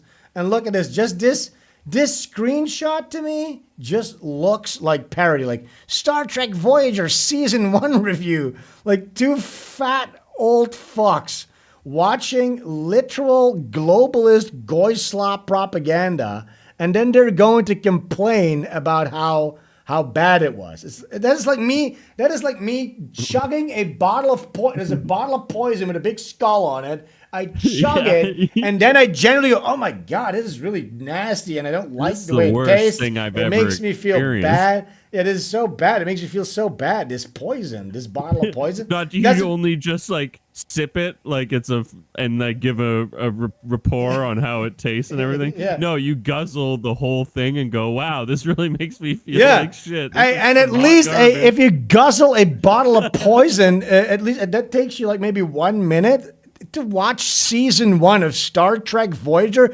That is hours and hours and hours. And during none of that process there's an inkling of self-awareness that, dude, you are guzzling up like globalist propaganda and hating it. You know what I'm saying? Hours and hours. Like, obviously it like, sucks. Slow drip, and you could be doing anything else with your time. That like you pacing in a circle would be more productive. Yeah. And there's another thing. There's another thing with these guys, right? Where they're talking about Star Trek Voyager or Star Trek, and they're so Star Trek pilled. Okay, they know everything about it, and there is this idea or this belief that they have where they know like trivia, and they're trying to outdo one another with the trivia. Well, actually, the Voyager had like 2 headlines in season 4, but it was edited out in the remake because Shlomo Kuichenstein thought it was a better idea to have the Star Trek Voyager X series, and they think that's like impressive or like important. So it's like they're so deeply sunken into this malaise of propaganda that they're so fucked. That's an anecdote to them. They're like, you know? Yeah, they're like, well, actually, Jay, actually, in Star Trek Enterprise Series 3, and they think it's impressive to are intimately knowledgeable about the poison that they're consuming. You know what I'm saying? It's like, that makes it work. Your textbook knowledge of this Jewish poison. Your textbook knowledge of this blatant poisonous subversion that you're willfully consuming is not impressive. It's the opposite, you fucking retard. And we can read it on your face. Look at you. This is what absorbing decades of neoliberal propaganda does to you. This is what makes you look like. Let's see this real quick. We're at the decades of them of like filming themselves doing it too. It's like they've been doing this their whole lives, but now we're at the point where they've been doing it for 10 years on YouTube. Yeah, I know. Even longer. Yeah, 20 years they've been doing it. Yeah, it's fucking. I want to see this career they've had. Imagine sitting there and watching this. And the season finale of Voyager season 1 is that the ship's if you watch this, you're a complete faggot. Neelix's stinky cheese. Dude, if you watch Star Trek, you are a complete faggot retard. If you're sitting there and watching this, you are an irredeemable complete faggot. If you watch anything, if you're into Star Trek, real cheese. I think that's all I have to say. Oh, that's it? That's all you got? I want to say one more thing. Yes, KQ, I am still, we're still goofing on Red Letter Media. I want to say one thing. I put real quick. A frowny face. This guy, Rich, he does this laugh where he goes,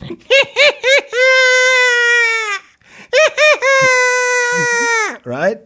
And then everybody goes, oh my God, Rich, you and your crazy laugh. I want to give you a quick anecdote of something that happened in my life. I want to give you an anecdote that's something that happened in my life. When I was a teenager, one of my first long-term girlfriends, when we first started to get to know each other in our friend group, she had a quirky laugh, okay? She had a quirky laugh. She had very big tits too, which was hell yeah. She had really big ass double D tits, but she also had a quirky laugh where she would go like, she do like an inhale. I'm not gonna repeat it too much; it already hurts my throat. She had a quirky laugh, which garnered her a lot of attention in social situations. Then, when we hooked up and she became my girlfriend, that quirky laugh never really showed up anymore, which was one of her defining character traits. You know what I'm saying? Oh. Now we yeah, dated that's for how- we dated for 3 or 4 years, and then we had a big falling out. We never really that was it. The friend group kind of fractured for a little bit, but then after a couple of years, the friend group kind of reconnected, and we were sitting on in a cafe, and she was there. And I heard from a distance, I heard her quirky laugh again. And I went and I said, hey, that's weird. I confronted her with it. I'm like, hey, that's weird. I haven't heard that quirky laugh of yours in 3 years. And look, it's right. It came back. That's crazy. And she kind of looked at me like, oh, fuck. She kind of looked like, oh, wow, I've been found out. I've been found out is the way she looked at me. And here's the thing, guys. A laugh is not like your fingerprint where you can't change it, or it's just like he is deciding to go. He's doing and laugh isn't involuntary. Look, laughter isn't voluntary. And you might have your own laugh, but to go. Yeah. He is doing that. The way he does it is his own. He's doing it. He's doing that on purpose, and I hope I ruined Rich Evans for you now, because every time he does it, basically what's going on is either they're uncomfortable, there's no way out of a sticky, awkward situation because they're not that entertaining, and he just does that again. It's sort of like a catchphrase, kind of. And it's just so uncomfortable and cringe. It's like their way of like putting a little swoop or a period at the end of a sentence, in cursive. That's our little. Let's listen. I want to see what they're saying because they really put so much importance on this poison. A neutral face, a smiley face, or a smiley face plus. Okay. Oh, so it's slightly different than the how did we do cleaning the bathroom thing that you hit at the airport? Yes, slightly different. Okay. I have one frowny face. Slightly different. I have a bad feeling about this. It's just not going to work out. I have one frowny face and a question mark. I was gonna spring that on you, Rich. Yeah. Instead of picking my favorite episodes of the 15, I had to switch to my least favorite. Okay. Because there would be too many favorites. Yeah. So there is just something about how from the beginning they had this framing device of being pathetic slobs. Like, oh, look at us. We're just pathetic VCR repairmen drinking our beers. Oh, look at us. We're just such slobs. But now that's actually what I'm seeing. Like, this is so pathetic. Especially from Rich. He's like really embodied it. I mean, this guy too, Mike Stoklasa too. It's just so pathetic to be sitting there, like treating Star Trek with any sort of reverence, as if there's any kind of importance. Because what they think they're doing is, oh, we're pointing out the flaws, because then we might be able to get like the producers back on track. But we're not ever going to call. We're never going to call out like DEI or anything like that. That is it, though. That's it. That's like, what it is. They have this delusional belief. They're gonna when they do a new one, it's gonna be with our guidance. Maybe when they do a new one, maybe they'll add some syrup, some delicious syrup to the poison, so it becomes delicious for us to ingest it again. That's basically what they're doing. Hey, Jews, can you please put some delicious syrup into our poison again, please, Jews? I want to be able to enjoy the poison again. Not just like the hard stuff.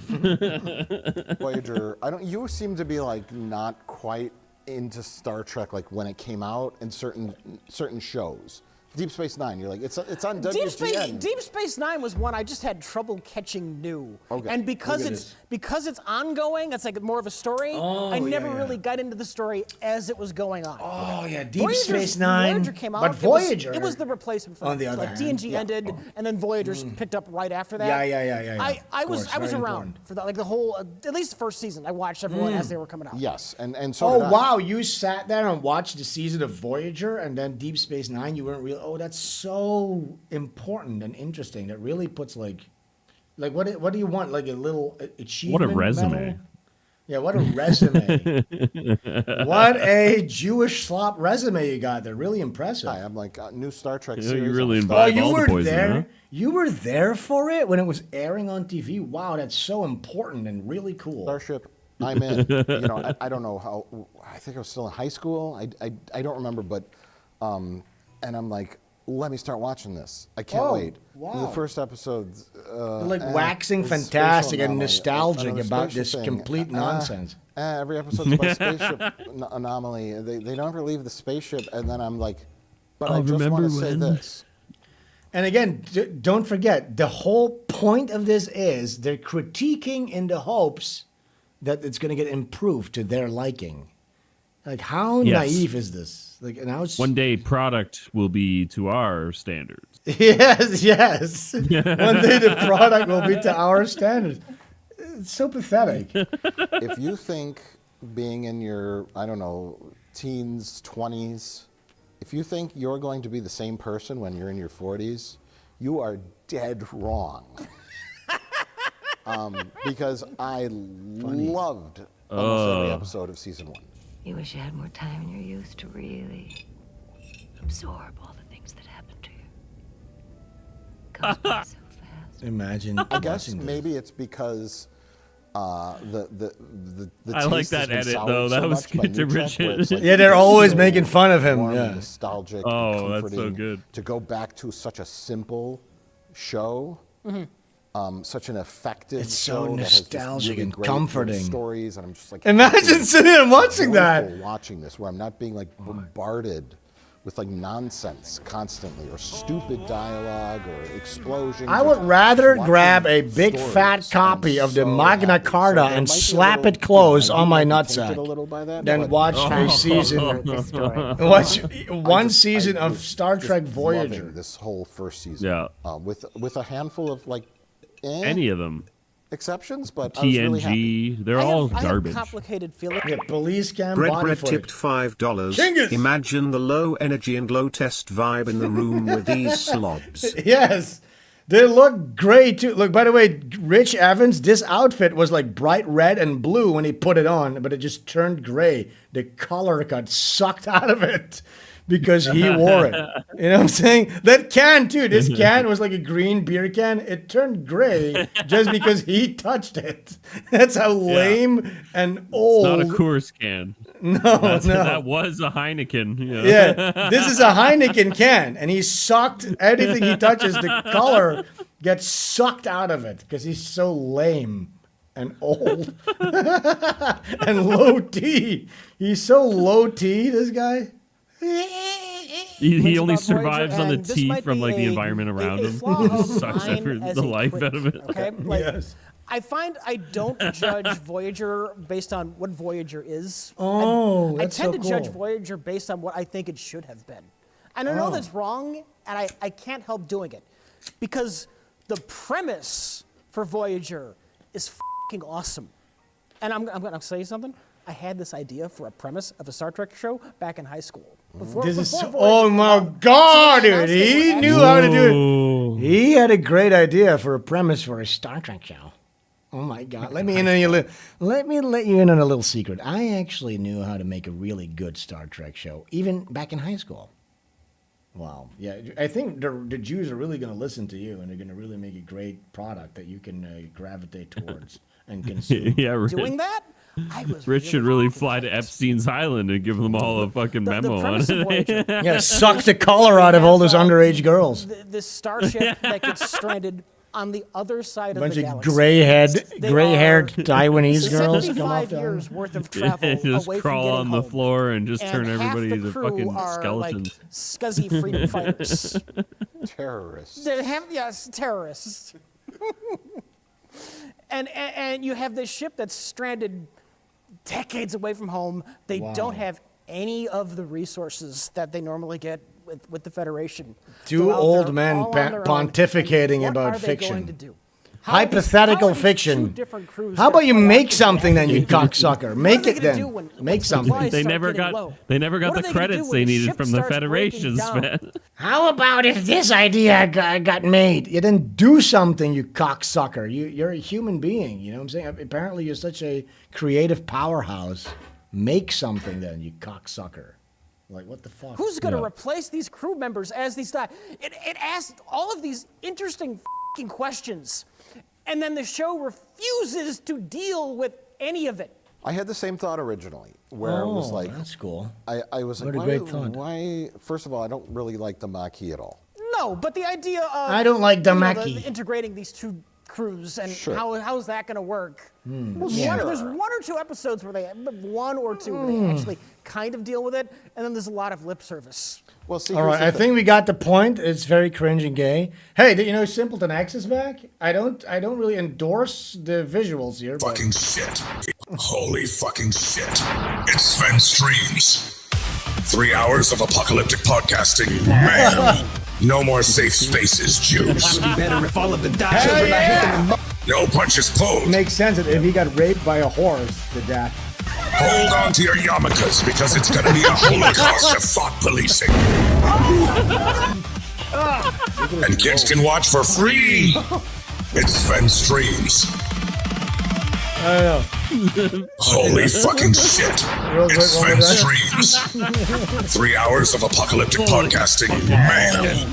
No more safe spaces, Jews. Would be better if all of the children I hate them. No punches pulled. Makes sense if he got raped by a horse to death.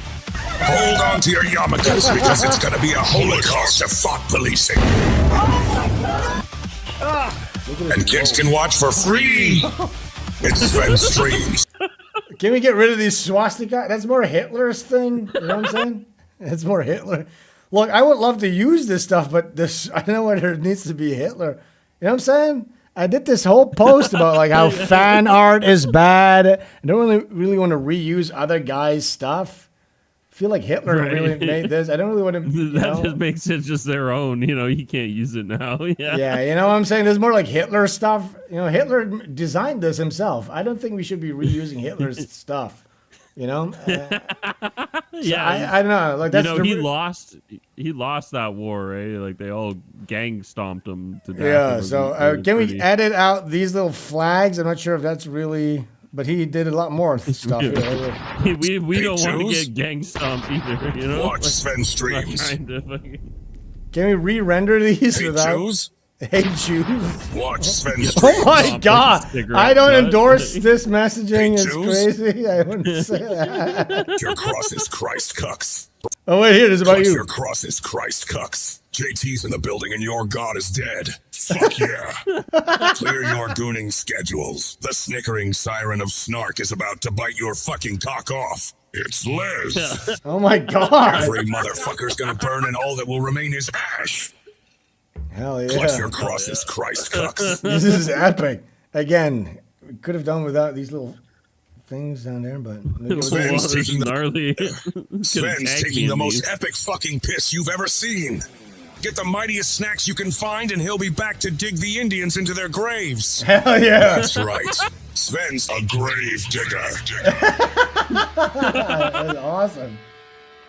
Fuck yeah! Dude. Oh my God! Sven's taking the most epic fucking piss. Isn't it so awesome that Simpleton X is back? I missed the guy, and he came back with a vengeance. Look at all the shit that he made. It's These are crazy. some fucking bangers.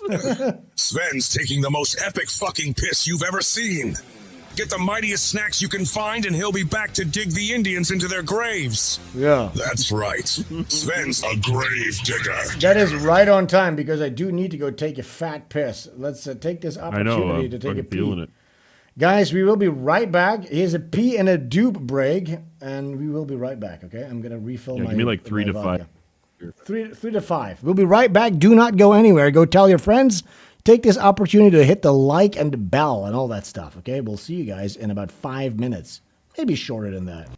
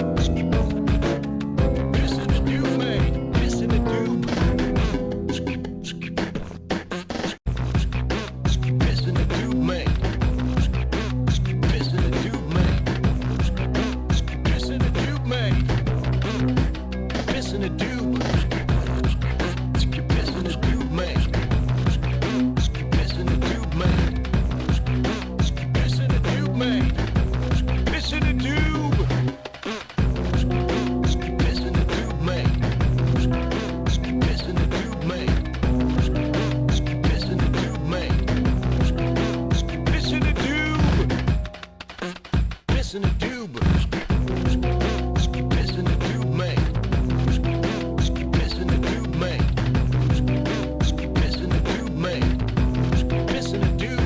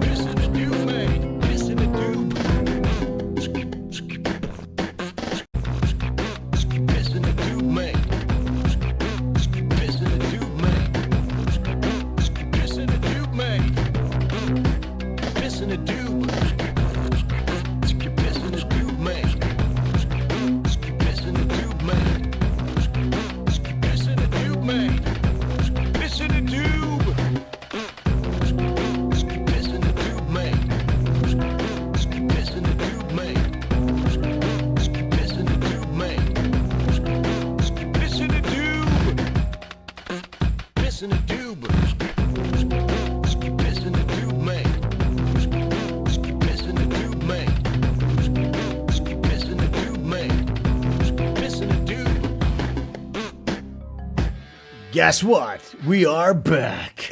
Wait, let's scroll up real quick. This one. We need a version of this without the swastikas. Come on, guys. We again, like I said, I made a whole post about fan art. Remember? Wait, let's see. Let me show you guys this. Can you guys hear me? Am I back? Press 1 in the chat if you can hear me, please. Can you hear me? Please press 1 in the chat. There he is, JT. I can hear you. I'm back. My babe is ordering me some beers. Yeah, I can hear you. What's up, brother? What up, man? Sorry about that. Damn, bro. What's up? Shit. Shit. Yeah, remember I made that post about the fan art? Yeah. That went viral. Yeah, I got 3 million. I got 3 million hits on my fan art is not art post. And then I posted this. I said, I know I said fan art isn't art, but then I went and made this absolute masterpiece. And no 3 million on this. No, only 3,000. But this is bullshit, Sven. That's what the fuck? I mean, come on, Homer Simpsonic. 3 million. Simpsonic rules. Homer Simpsonic. Yeah, somebody says he goes. I saw this first thing in the morning. It made my day. Someone said, got a dough fast, which is great. Got a dough fast. Now, I'm thinking Homer Simpsonic and Shrek Brian, they're going to team up and become like a big, like epic duo type of a thing. They'll save the universe, those two, if they combine. I think so. Or they'll be on some shirts for you guys to buy. Maybe I'll make a Homer Simpsonic shirt. Press 1 in the chat if you would buy a Homer Simpsonic shirt. And he's he airbrushed 80s style. That would be sick. It's gonna look retarded. He had a roommates. It's gonna look stupid as fuck. Hey, do you want to look stupid as fuck? They have the same Jewish landlord. Everybody is pressing 1. Hey, do you want to look fucking retarded and like an idiot? Here's the Homer Simpsonic shirt. Honestly, if I'm walking through these little stores here, they have a lot of weird little merch. Like I like to buy weird, like, you have English, the Japanese shirts. Like they don't make any sense. Yeah. I like shit like that. I have these shirts. You guys have broken. seen me wear. You've seen me wear it. It says like "Good luck, fuckers," and it just has a little bunny rabbit on the back, and there's 2 middle fingers. Says "Good luck, fuckers." Makes no sense. But it's like kind of it's like chill looking too. yeah, it's mega chill. It was. I didn't know that shirt was chill like that. But yeah, that shirt's mega chill. So yeah, I like that kind of stuff. So tells you to fuck off, but it also looks really cool. Yeah. Good luck, fuckers, and it's just a bunny with 2 middle fingers. Yeah, I had to have it. So yeah, maybe I should do a Homer Simpsonic shirt because we're due for another shirt drop. We haven't done a shirt drop in a while. Sick. I don't know if it should be Homer Simpsonic. I love Homer Simpsonic. Homer Simpsonic? How is nobody? But because by the way, He's such a cute guy. I think he'd be a hit. I thought of Homer Simpsonic, right? Because it makes sense. Because Simpson, the only two letters required is I and C, and it becomes Simpsonic. I'm like, surely this is a thing. I thought. I typed it in. Never been done. Never been done. Homer Simpson and Sonic. It doesn't exist. I'm the first guy who makes Homer Simpsonic in 2026. Homer Simpson and Sonic have been around since the 80s. How the fuck has nobody ever done Homer Simpsonic? That doesn't make any sense. Those two worlds have never collided in the fart atmosphere. Or realm so I'm going to make medallions out of my own feces. Yeah, trademark it. Yeah, I'm going to email Nintendo. I'm going to email Sega. I like calling it fart because it reduces fan art to like vaporwave. Yeah. You know what I mean? And that's also why I put the vaporwave background. I love. Yeah, that's really good. It's so good. It's just uniquely outdated and stupid. You know what I'm saying? It is perfectly bad. This should honestly just be the graphic too, and it just faded and badly printed on a T-shirt. That's awesome. Yeah. I would, again, like I said, if I was browsing a store, like a little merch store here in Indonesia or wherever in Southeast Asia, and I saw Homer Simpsonic, I would immediately buy it. Immediately. You have to buy it. Even if just to wear to the gym. I usually wear my graphic tees to the gym. Oh, yeah. I went to Uniqlo. You know that store? It's a Japanese store. They have it here. Uniqlo. Do they have it in the United States? I think they do. They probably do, but I'm uncultured swine. No. So Uniqlo, they did a crossover event with Berserk, and they released like 4 or 5 different Berserk shirts. I bought all of them. I bought all the Berserk shirts. Sick. Those would be great in the gym. Yeah. Mm-hmm. I get compliments by guys all the time. I'm not even. Hell yeah. I'm not even joking. That is a unintended after effect of wearing Berserk merch to the gym. Is I love your shirt. I love your shirt. Thank you. No, lots of guys. Look, all the guys in chat were like, "Yeah, no, that shit's dank." Yeah, we're gonna make some Homer Simpson. I couldn't believe it. Wait, can we find Shrek Brian? Where is that? How can I find that? Because all my accounts that had Shrek Brian on it have been deleted since. Yeah. Can we find that guy? I might have re-uploaded Shrek Brian, though. Where the fuck I love Shrek Brian. The name is so funny, too. It's really bad. Wait, is this it? Oh, here he is, I think. Here he is, Shrek Brian.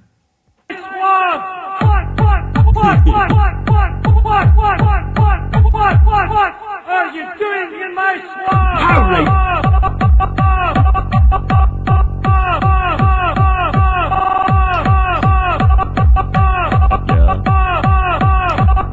So yeah, Shrek Brian and Homer Simpsonic. They're two of my greatest creations. Wait, we were not done yet with Simpleton X. No. I want to see this one more time. Holy fucking shit. It's SVENSTREAMS. 3 hours of apocalyptic podcasting, man. No more safe spaces, Jews. On Bob Lazar. He was on JRE again, and while he was actually kind of based for pushing back on a lot of Joe's BS, he is still fundamentally a liar that ran the brothel with his wife. Also, he's a gross. Bob Lazar, JT, go off, because I have no clue who that is. He's like an alien guy. He's like he's all right, I guess, but like he spouts a lot of bullshit for.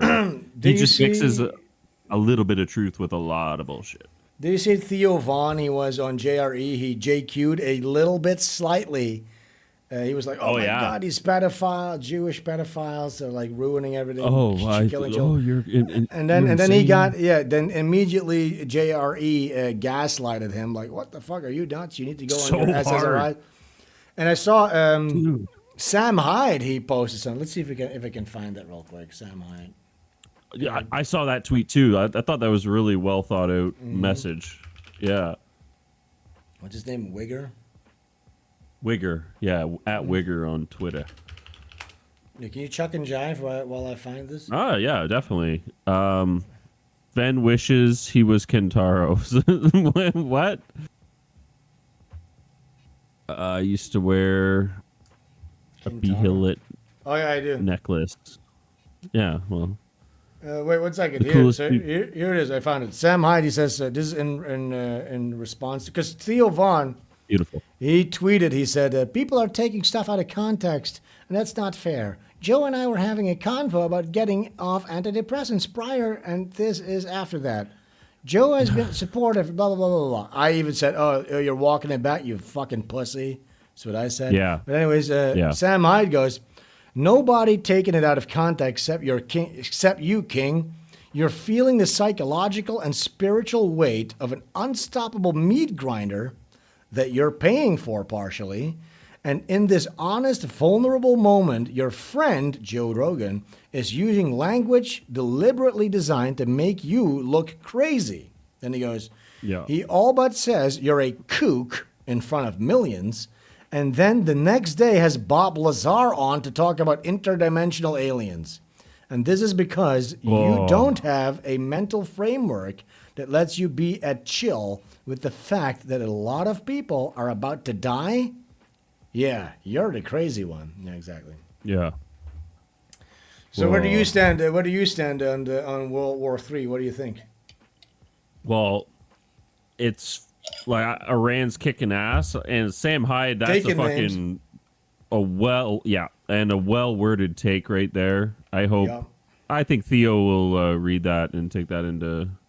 I hope Theo does Sam Hyde's show, but he probably will not. It depends on the reaction to this, but he Be so cool if he did. Yeah. It would be really cool if he did. I doubt it though.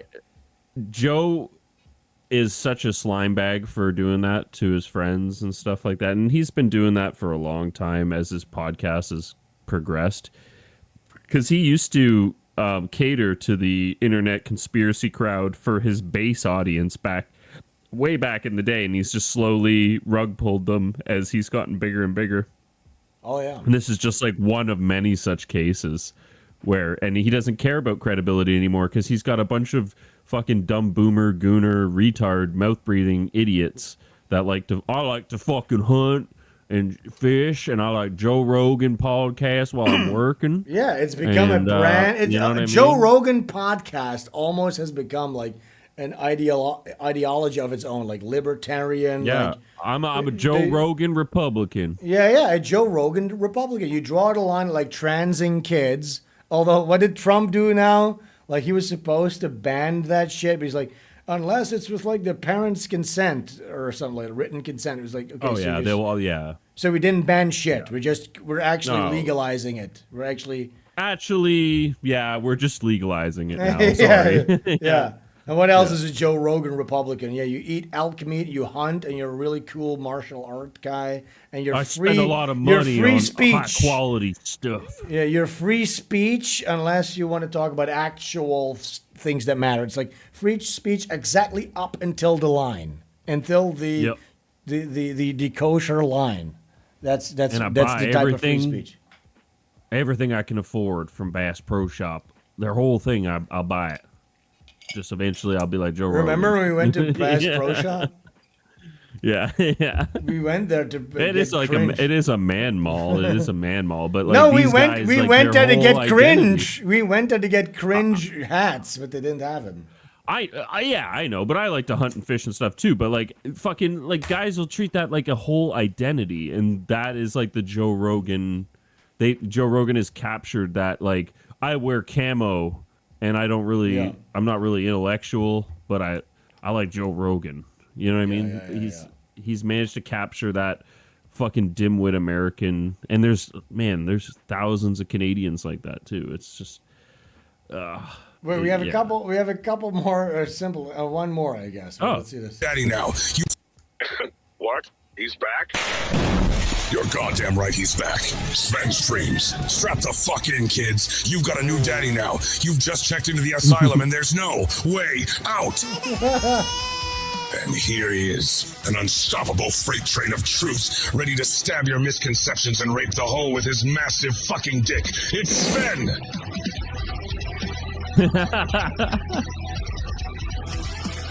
Get the jizz out of your ass, pussy, and subscribe to Sven Streams!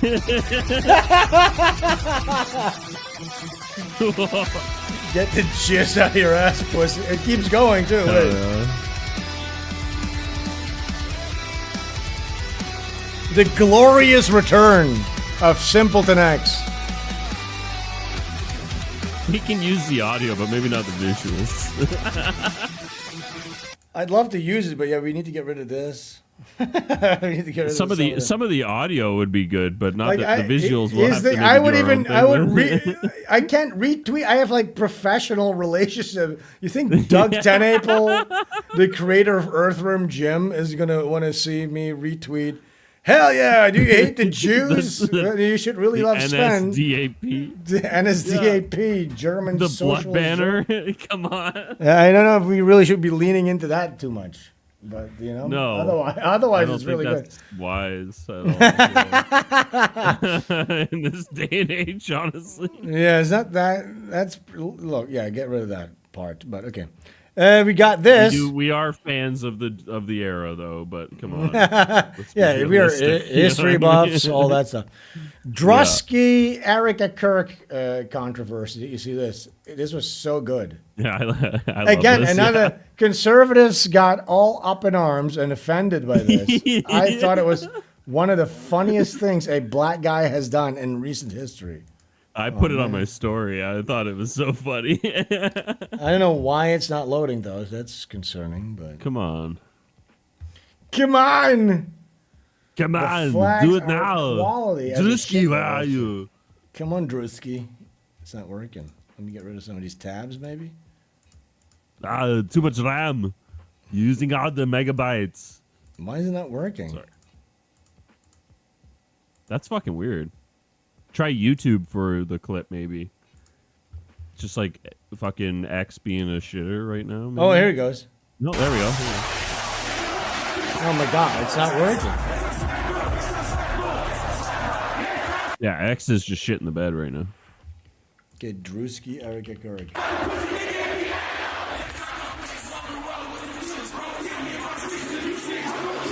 War is raging in Iran. We're praying.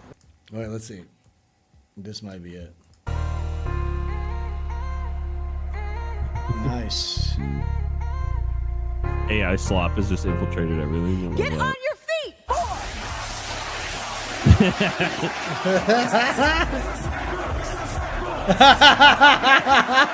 Moments after her husband got slaughtered. Yeah. War is raging in Iran. We're praying for all the soldiers and troops. That's great that you're praying, but How about all the kids that It's died satanic when the USA hit symbolism. the towers? It broke my heart. That is the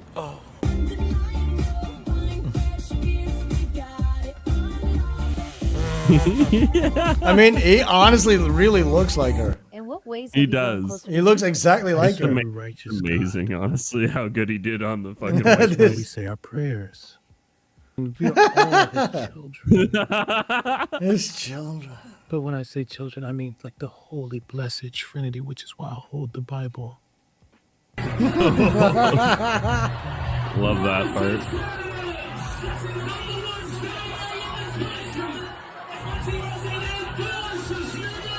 Well, there was some outrage in regards to this comedy bit.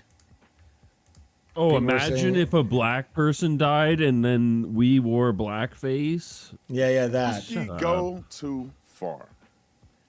Now I'm going to say something, and some people are not going to like it. Some of y'all. Damn! The fact that I keep He's it about all to say the it. time. Oh, man. He's about to say it. I've been watching. I'ma Truth make Be a Told comic for book a very about this. long time. I think Drewski is an incredible comedian. I think he's hilarious. I He think reminds has me of that guy. A great talent and ability. I really do. Drewski makes fun of everybody. Nobody's off limits. He makes fun of people, and I laugh at every time he makes fun of people because it's funny, it's comedy.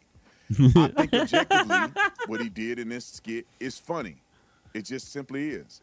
He made fun of it or whatever case may be. Okay, so then what's the but fucking the problem? difference is that when you sit back and you look at who he made fun of and the circumstances Good, you did surrounding black Charlie react for Kirk's Brandon assassination, Tatum. it makes He's it a disgusting. Yeah, well, look at the screen. He's Now, already I don't there. want to be a hypocrite because Yeah, I was it's close good. to Charlie, He's a and close reporter. to Erica, and I care about this topic. For me to go, oh, now all of a sudden I want you to Black cancel. react. Because I didn't mind laughing at when he made fun of the pastors. I didn't mind laughing when he made fun of white hillbillies at Talladega. No, this is I too didn't mind far. when he Making wasn't fun of close to Eric me. and Kirk, that's too so far. I also can't think he should Man. be canceled because it's somebody I know. But I will say the reason that I will not post this, I will not support this Drewski content is Who the because I fuck think is it's this incredibly guy? insensitive. Officer I don't Tatum. blame him for a certain part of it because he don't know Ossifer. Charlie and he don't like that's Ossifer. not he's not in that world. But I will say that I do think it's insensitive, and if I could have talked to Drewski before he made this, So what? Yeah, that's the whole point. It's insensitive. So who gives a shit? Because the way that Charlie was murdered and assassinated makes this look really disgusting. What? No. But he's not. He's not in Charlie Kirk phase, like getting shot. He's making fun of her though, and her reaction and all Her that reaction, stuff. Her yeah. grift after the fact. So he's not making fun of Charlie Kirk's death at all. I haven't seen it. I'm gonna play a little No. bit of it because I don't want to play the whole thing because it's hard for me to watch. Oh my God, it's hard for me to watch. If you haven't seen it, I'll play a little bit of it so you can see kind of where the frustration comes in at. Roll the clip. Get on your feet, boy!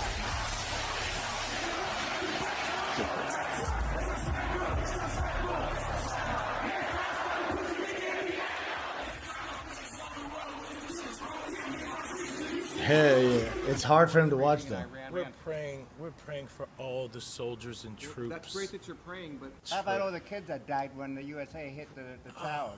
It broke my heart. That is the It's so funny. People Oh, that don't that's see it? the humor in this are fucking.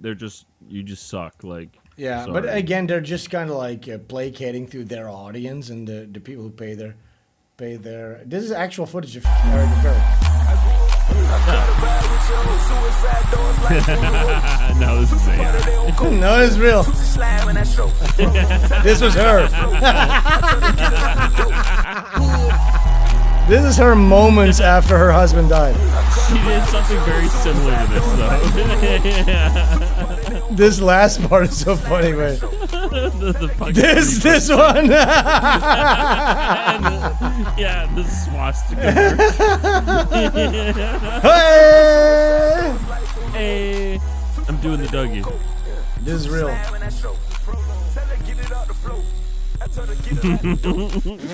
That's so funny. Never Goon says haters will say this is fake. It's just it's so funny that this one like caught on and onto the culture that she was so insensitive and grifty because this was so long. Yeah. It's like a year ago that she did this. You know what I'm saying? And it's like still going on. People are still laughing about it, which is great. Which is awesome. It's just fucking awesome. The laughs have echoed so long. Yeah, it's really funny. It just keeps going. And people are. It's like 9/11. People are like slowly realizing. They're like, even me. It's like, oh wait. Israel probably did that shit. Yeah, maybe. Is this? I don't know if this is real though. They say Erica Kirk has turned into a Karen. So Erica Kirk tweeted, "Elon Musk, take this down. I am not exaggerating when I say this man has now racked over 150 million views, humiliating me, mocking me, and turning me into a global joke.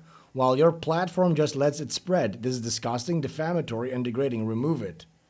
And then Elon Musk said, "This video has 150 million views because people want to watch it. X supports free speech, comedy parody, and content people choose to engage with. We are not removing lawful content just because it offends someone." I don't know if that's real. If it's real, then big ups for fucking Elon Musk if that's actually real. Now, this is what people said. Trump is Michael Scott. This is him. He knows about rigged elections. Like, he points to the Turkish guy. What's his name again? Yeah. Orban. Oh. No. What's his name? Orban. Victor No. Orban? No, that's not a No. guy. What's the Turkish guy? What's the Turkish fucking...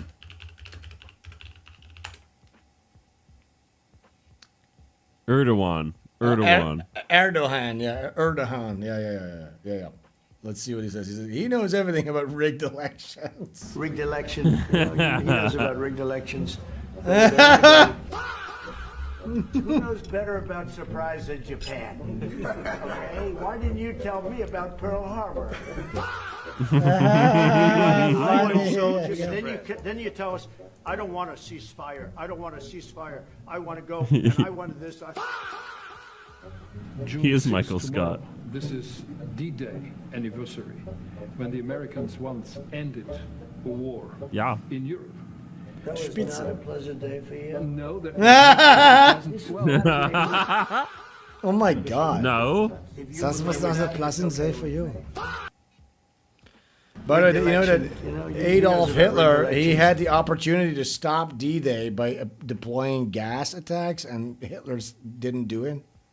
He was like, I won't gas him. Hitler had the opportunity to end D-Day within 1 second by deploying a gas attack, and he said he's not going to do it because Fucking should have, though. Probably should have, but he didn't do it because he was such a fucking nice guy. Because he was such a nice, moral guy. Yeah, Hitler that's was a too nice. lesson to all the guys that are nice. Yeah, exactly. Hitler with his brains blown out in the bunker. That's a lesson for being too Get nice. gang raped by fucking 34 countries. Better than. All right. Let's see. I wonder if my beers are here soon because I'm running out of booze. But what is this? Oh yeah, more Trump stuff. We're entering some Trump stuff. Oh my God, this is so fucking cringy. And again, yeah, Axe is kind of shitting the bed. Listen to this. JT, why did he decide, or did his team decide that like the quintessential, most iconic gay song was going to be their theme? Was going to be like the theme song for Trump's second term? Why? I think he had to because he sucked Bill Clinton's dick in Epstein's office or something one time. Yeah, I mean, it makes no sense.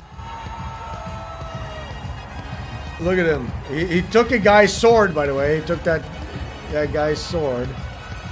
Oh, no. No. No! Oh, no. And then he goes, he mouths, thank you. No, I know. It's kind of crazy. Thank you. Yeah, thank you. Yeah, I know. It's kind of nuts. Look at this. Thank you, Mr. President. No, he goes, thank you. Trump goes to the crowd. Look. Thank you. Yeah. No, stop! Stop that! No! They're all like,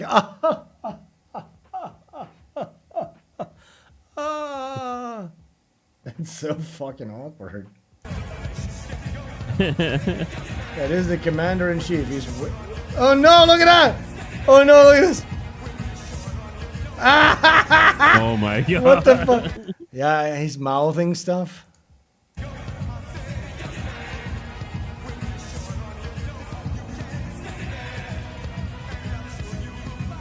Oh no.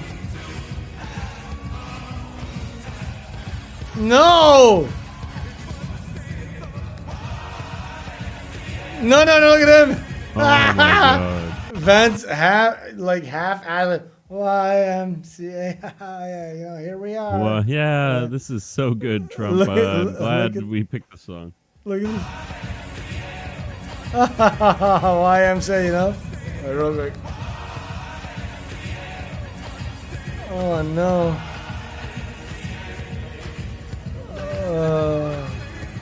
This was like playing when he was doing coke in like Studio 54 or whatever. Back in the New York in the 80s and 70s. Wait, what?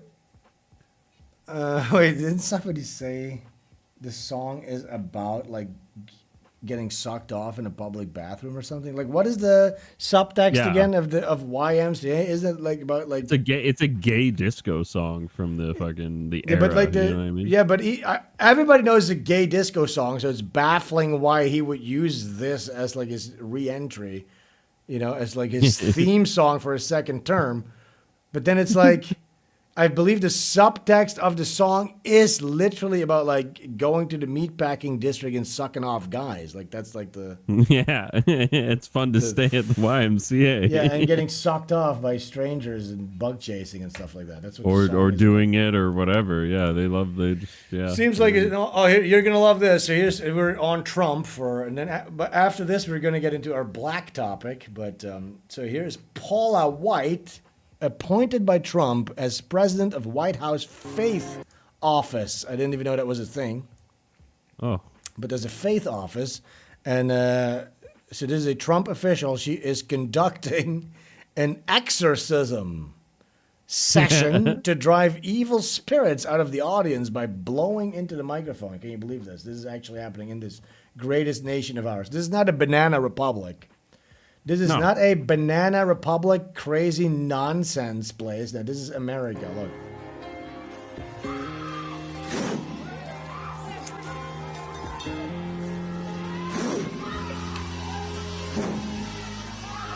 This is insane. We're doing this. It is nuts.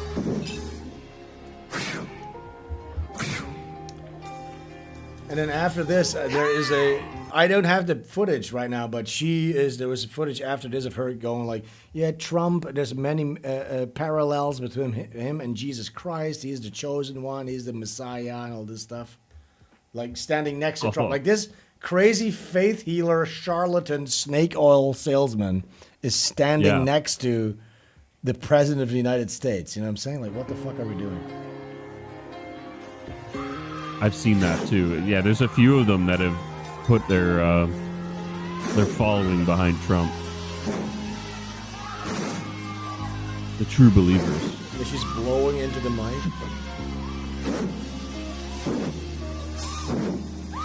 Give us the breath of Jesus. The breath of Rabbi Yeshua. Woo! She's not even really feeling it fully. Oh no! Now, in the name now. of Jesus, and the, fire, And it ain't fire, fire, fire. She's kind of been cast into this role. She's not really even doing a good job of being a charlatan. She's just kind of half-assing it, like she doesn't even know what to say. She just goes, fire. All right, here's our black topic. Are you ready for this? We have a Like couple topics. somebody gave her a very simple prompt before she went into Fire. that one for sure. We have blacks. We have queers. We have a white pill. We have fart. We have Indians.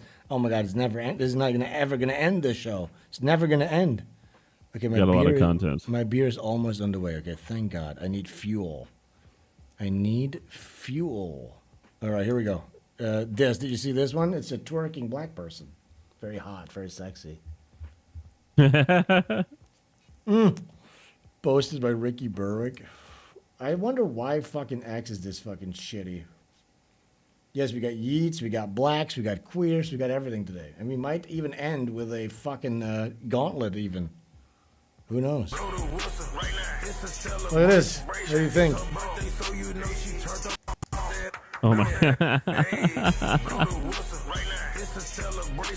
What do you guys think? Yeah. She got that. Isn't that nice? Dicks more. All right, I'm not really into that guy. I didn't know it was going to end like that. Chinese chigger, I said. I know what that's about. I know what this is about. I don't know why this is in my notes. Okay.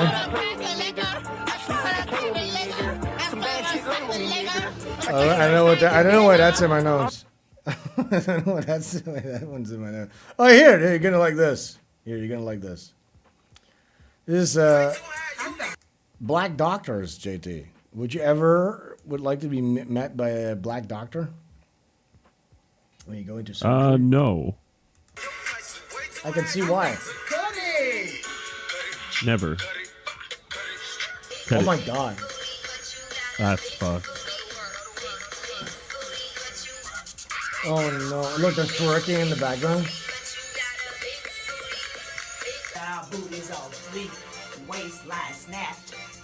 I'm doing the knockout. Why would you even be? Why would you even do this? Like to draw attention to your clinic, or like what's the point?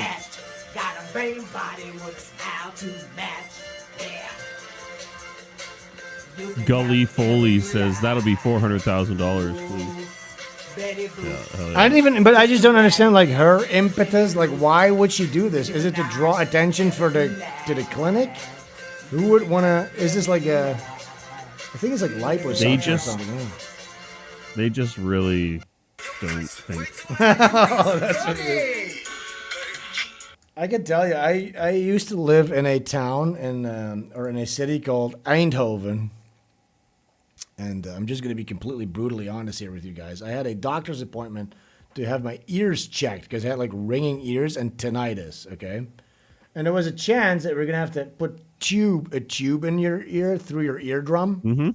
Yeah, yeah. And thank God that didn't have to happen. I had that when I was a kid. I see. But they didn't have to do it, but I was in the waiting room, and Eindhoven is a very diverse city, okay? So I walked into this hospital. This was when I worked at the game studio. I hated that fucking city to begin with. But it was like I walked into the hospital, and it was like walking into like a Turkish bazaar, okay? Like it was like Turkish people everywhere. And it's like there could have been fucking chickens and roosters running around. It was almost like a wet market, basically. You know, the waiting room at this fucking fish market. At this fucking this goddamn hospital. So then I get my thing, my paper, and my doctor's name is like Skagungi or something. You know what I'm saying? Like a very foreign name. And I'm like, oh no, I don't know if I want to have a foreign doctor fuck around with my ears. You know what I'm saying? Oh wait, I'm getting my beers. 1 second. I'll continue the story in a second. 1 second. Nice. Can you read the Yeah, chat? no problem. Yeah, absolutely. Tinnitus is common. Yeah, tinnitus is it's common. Sometimes it comes and goes. Sometimes it's permanent. And then there's like earaches and stuff associated too, though. Usually before you need tubes. But if you have an earache, it's quite excruciating. And the medical science still doesn't really have a lot to do for it besides give you antibiotic droplets, and then if they don't work, they have to install. I got a little present here. You want to see what I got? Ooh. Let's see what I got. Oh, I got a little 6-pack of Bintang. This better be cold. Is it cold? No, it's not. Oh, fuck yeah. I haven't had beer in a while. It's not cold, though. Wait, let me put this in the freezer real quick. Sorry. You can just keep chucking and driving. No, I was doing Tinnitus Magazine. Friend of the show was saying. Wait, let me open this real quick. Hey, pros, guys, to a morning show. I know. Is anybody drinking? Absolutely. Press 1 in the chat if you're drinking. 1 in the chat. There's a lot of Europeans here, probably. What time is it in Europe? It'll be it hit me in the close cheek. to happy hour. Close to happy hour now. That hit me in the fucking cheek. Can somebody rewind that and do like a slow-mo? I popped the fucking cap off the fucking bottom. It hit me right in the cheek. That fucking hurt like hell. Honestly, it still hurts. That's never happened to me ever. See, that's what happens when you don't drink beer. You just lose your beer popping lighter technique. That's funny. You nail or you nail it. Or you nail it. Wait. Let me try this. Let me try this real quick. A little Marlboro. Let's see how this feels. Mm. little smoke, a little Okay, beer. a little smoke, and then a beer. Let's see. God damn, isn't that just the nicest thing ever? You know what I'm saying? At the end of the day. Drinking coffee and a cigarette, that's really great. That's like top. I don't know what's That's pretty better. top. I don't know what's better, a beer and a cigarette or a coffee and a cigarette. It's either one of those. So I mean, like they kind of go, they kind of meld into each other, you know. As It's so nice. What was I saying? Oh, yeah, I went to the hospital and I had a really wacky foreigner name. And yeah, there was a black doctor walking in and out of the office. And I was like, if this turns out to be my doctor, I'm walking out. I made that decision. You know what I'm saying? But then an Eastern European doctor came out and he was like, Mr. Stoffels? I was like, all right, I guess we're good to go. That same hospital, by the way, I had to do a blood check where so I had to sit in a chair like this with my arm propped up like this. yeah. And a foreign girl, like a Turkish girl or something, probably Turkish girl, she came in. Did I tell this story before? She's wearing her I don't think white. So from the waiting room, I go into the blood extraction room, and I'm sitting there. She comes in. She puts the needle in my arm. And I guess they put like a thing, like, what is it, like vacuum something? They have to screw in the vial to suck out the blood, right? But she does something wrong, and all of a sudden blood starts spraying out of my arm. Like imagine a water balloon, and you puncture it with a needle, and then you squeeze into it, like it goes like this. Oh my god. And it sprays all over her chest or her white doctor's gown. And she's like, ah! And I'm like, I'm screaming too, like, what the fuck, what the fuck, what the fuck? She quickly rips out. She rips out the thing. She rips out the thing and runs off. She runs off. So I'm sitting there holding the little hole in my fucking artery. Fuck's sakes. And she's gone. And then it takes like 5 minutes. She's back with a new gown. So basically what she did, she probably was new. And I think she got so like embarrassed because she was going to have to walk around with like covered in blood, like a goddamn horror show. You know what I'm saying? Like a newbie, like a total. Yeah. So her first priority was to hide the evidence and quickly do a wardrobe change.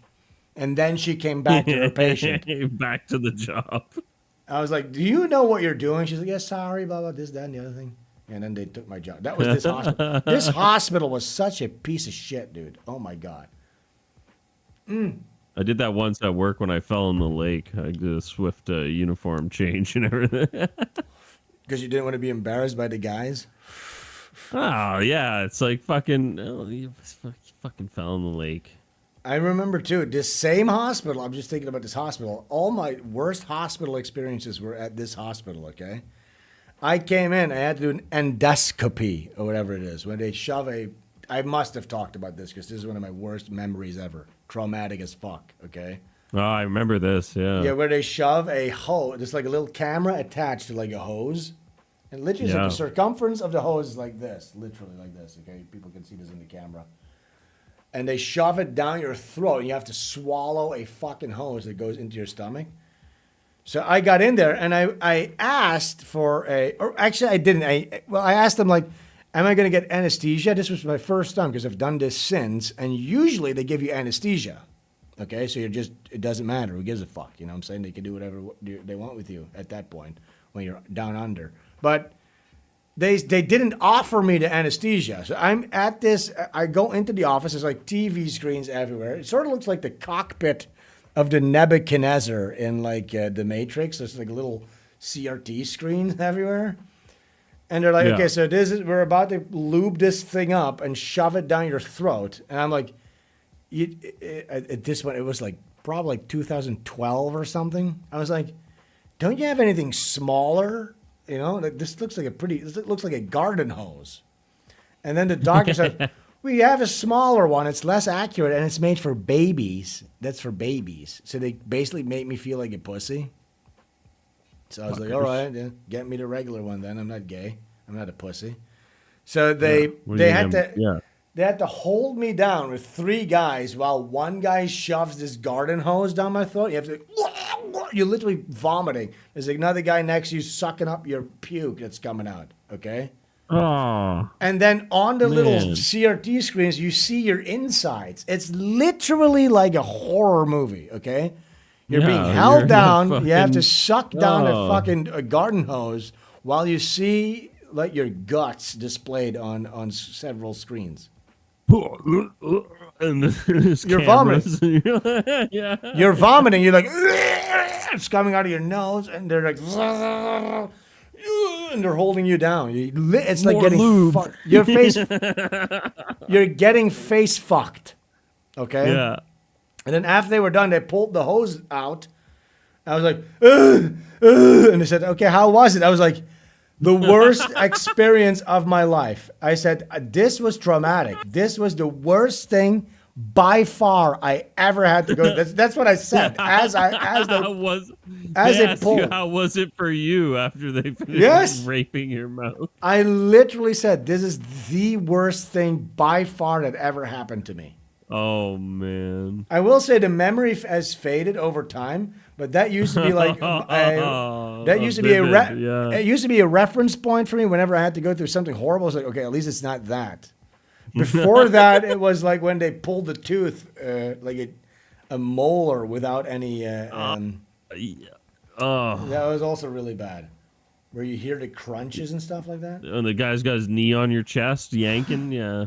Yeah, I had a molar that was like, he thought that the dentist, I was like a teenager, he thought that I had like a wisdom tooth above one of my molars, but it was like a molar that was like deformed and split in half, okay?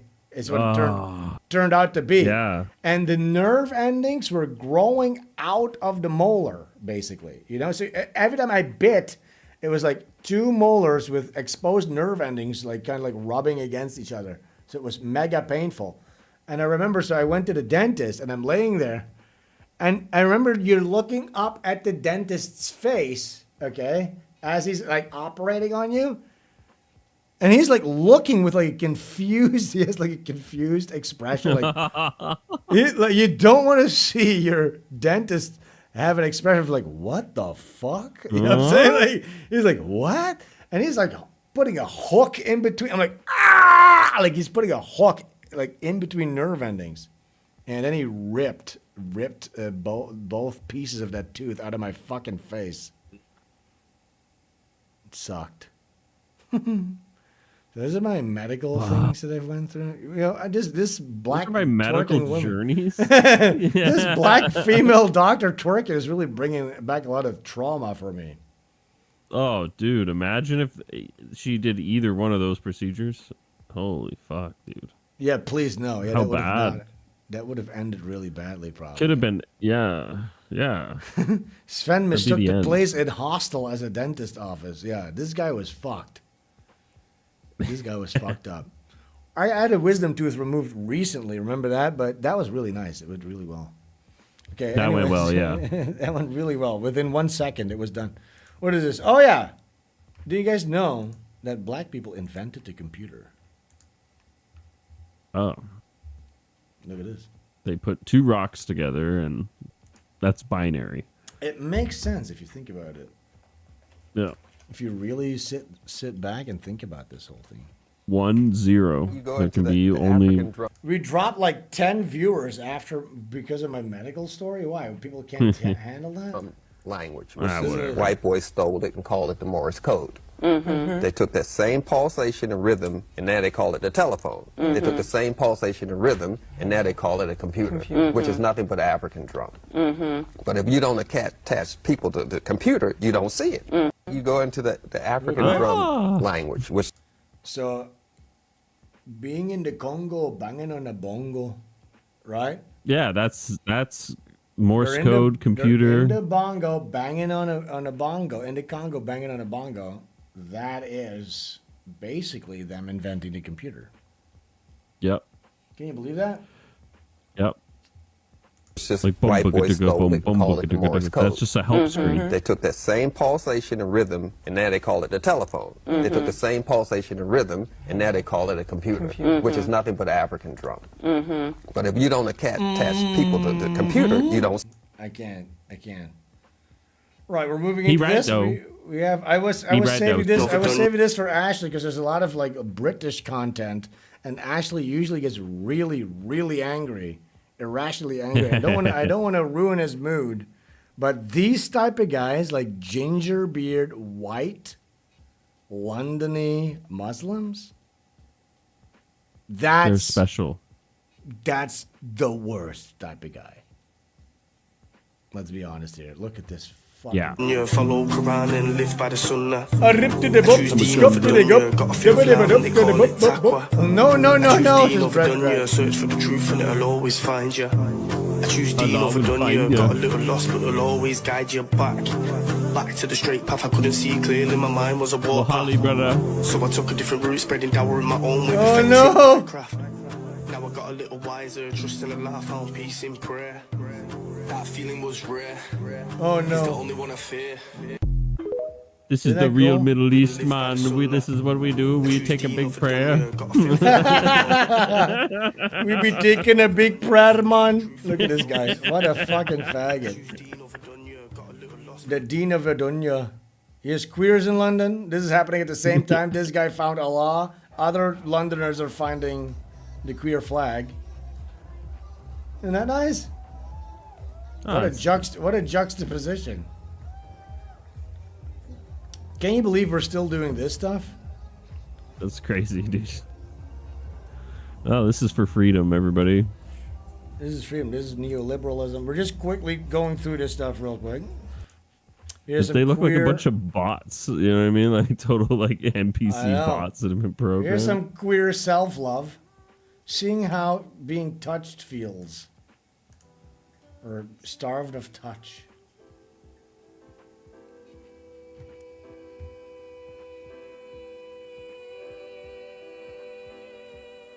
Come on, this is fake. So fake. Fuck off. I hate this, by the way, that they do this now. This meme, can we retire the screeching crows meme? It sucks. That's the What is first this? time I've seen it. Here's Rich Evans. Oh man, why does it take so long? Here it Twitter's is. really being shit lately. My life is like a video game, trying hard to beat the stage. All while I am still collecting coins. What do you guys think? Pretty cool guy. This is Soymax. what- I'm just kind of like, this is the black pill part, and we're going into a little white pill for once, okay? So this is the Don't state you of the love West. the Nintendo Switch? It's so cool. We have white guys converting to Islam, they're being gay, and then you have this faction of whites. These type of guys, the consumer, the consummate consumer. But then I love this Star happened. Wars. This happened. Now, I don't believe this, obviously. I'm not going to fall for it again, but breaking the toughest migrant detention and deportation plans ever put forward by nationalists has been passed in European Parliament. The left are furious.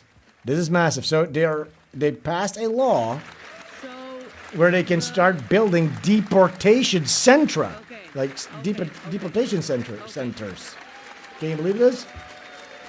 Centers of deport. We have many votes to go through, guys. Do you believe they're going to do it, JP, or not? With what money? Well, I don't know. Like just starve them. I don't know. I hope so. It looks like a lot of support. We'll see. Besides a This few sour pusses in the audience, you know. tiny little white pill there. A lot of sour pusses, but Then- it's like, who are those people? How many kids? But then you had this. This just was on Dutch news. Now I'm going to translate this for you real quick. zijn er vooral woningen gebouwd voor gezinnen met twee. For years and years, like family houses have been built for families with 2 or more people in it, 2 parents and children. Of zelfs meer kinderen. Maar ja, zo ziet Nederland er inmiddels al lang niet meer uit. But that's not the way the Netherlands looks like anymore.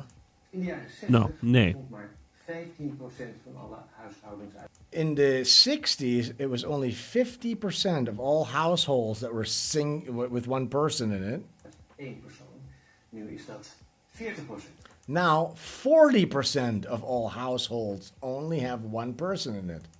Gevolg is dat in meer dan de helft van de vaak grote sociale huurwoningen nu maar 1 persoon woont. So the consequence of this is that in more than half of social houses, there's only one person living in that house.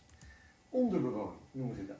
Woningcorporaties hopen de woningnood voor een deel op te lossen. So the housing corporations are trying to solve the housing shortage by Door die grote woningen beter te benutten. Utilizing these big living spaces that only one person occupies in certain ways, certain new measures. Huurders in je woning delen. Oh. So rentees will be required to share their living space. Yeah, just, open the door up to your neighbor. Can you honestly believe this? This is crazy.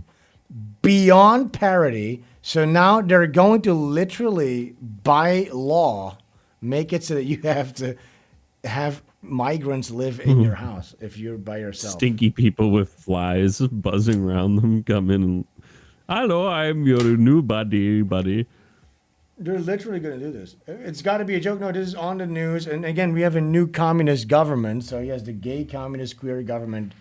They have 36% unrealized gains tax. And now if you have a house, if you live in like social housing and you're only one guy or your apartment, they're gonna force you to have a migrant live with you. You're going to get a migrant roommate. You're just one guy. Isn't that nice? What are you going to do? You're just one guy.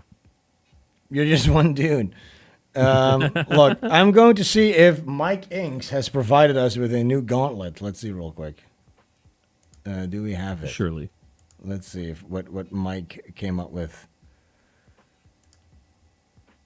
Mike Inks, the king of the gauntlets. All right, guys, we're about to wind down with a gauntlet. This is not going to be good. I see some really bad stuff. I don't know if I want to do this, really. Oh, it's really gay this time. No, Mike. Oh, Mike. All right, it's positive gay affirmation. Okay, wait, this one is kind of cute. Let's see this. Your dad...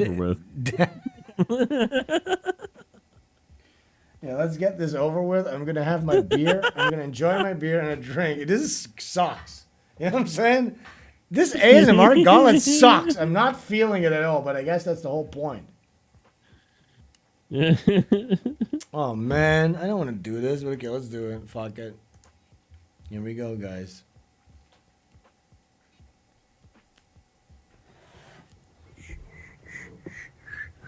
Wait, is that Caboose Man? I think that's Cowboy Caboose guy. Yeah, it is. Aw. So this is okay. Just imagine yourself in bed right now, JT, and this guy's leaning on the edge of your bed, and you're like looking right at his face. You're on your pillow. You're on your pillow, and you're looking right at him. Okay. You wake up, and this is what you see. No, you're about to go to bed. Oh, okay. You're trying to sleep. Oh, okay. Yeah. Did you take your bath? Good. Wait, where's the subtitle? Did you take your bath? Did you brush your teeth? Oh, man. I'm gonna do a smell check. Oh, no, he wants us to breathe into his face. Blow in my face. Oh, no. Guys, blow into his face. Instant mute, says very minty fresh breath. Oof. Well done. Hey. All right, guys. Are we dropping viewers yet? Here's some blanket sounds. Ew. I I wouldn't never want my dad to do this to me. Dad. Don't do that. Okay. Terrible. I could tick. What if I tickle your feet? Ew! Wait, No. my feet are over there. Over there is where my Oh. feet are. I want you to be able to go to sleep. Can't sleep now. I'll never be Yeah, able to no, sleep. You please. I ruined can't sleep like this. me forever. Echo says, I'm too sick for this. Yeah, well, good luck. No, we're not gonna stay up and watch a movie. Oh, man. Okay, I think we got the point. Let's get into the next one. Positive affirmations. Here it is, guy. Soft-spoken positive affirmations. This might be nicer, guys. Sorry about this, Dad. Let's see this. This might be way better. Thank you, Mike Inks. This is Mike Inks' fault, not mine.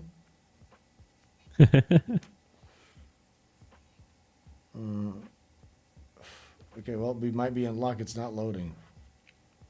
That might be it. That's the God. That's God. That's God, Jesus on this I gotta great pee Easter. so bad. Yeah, we're good.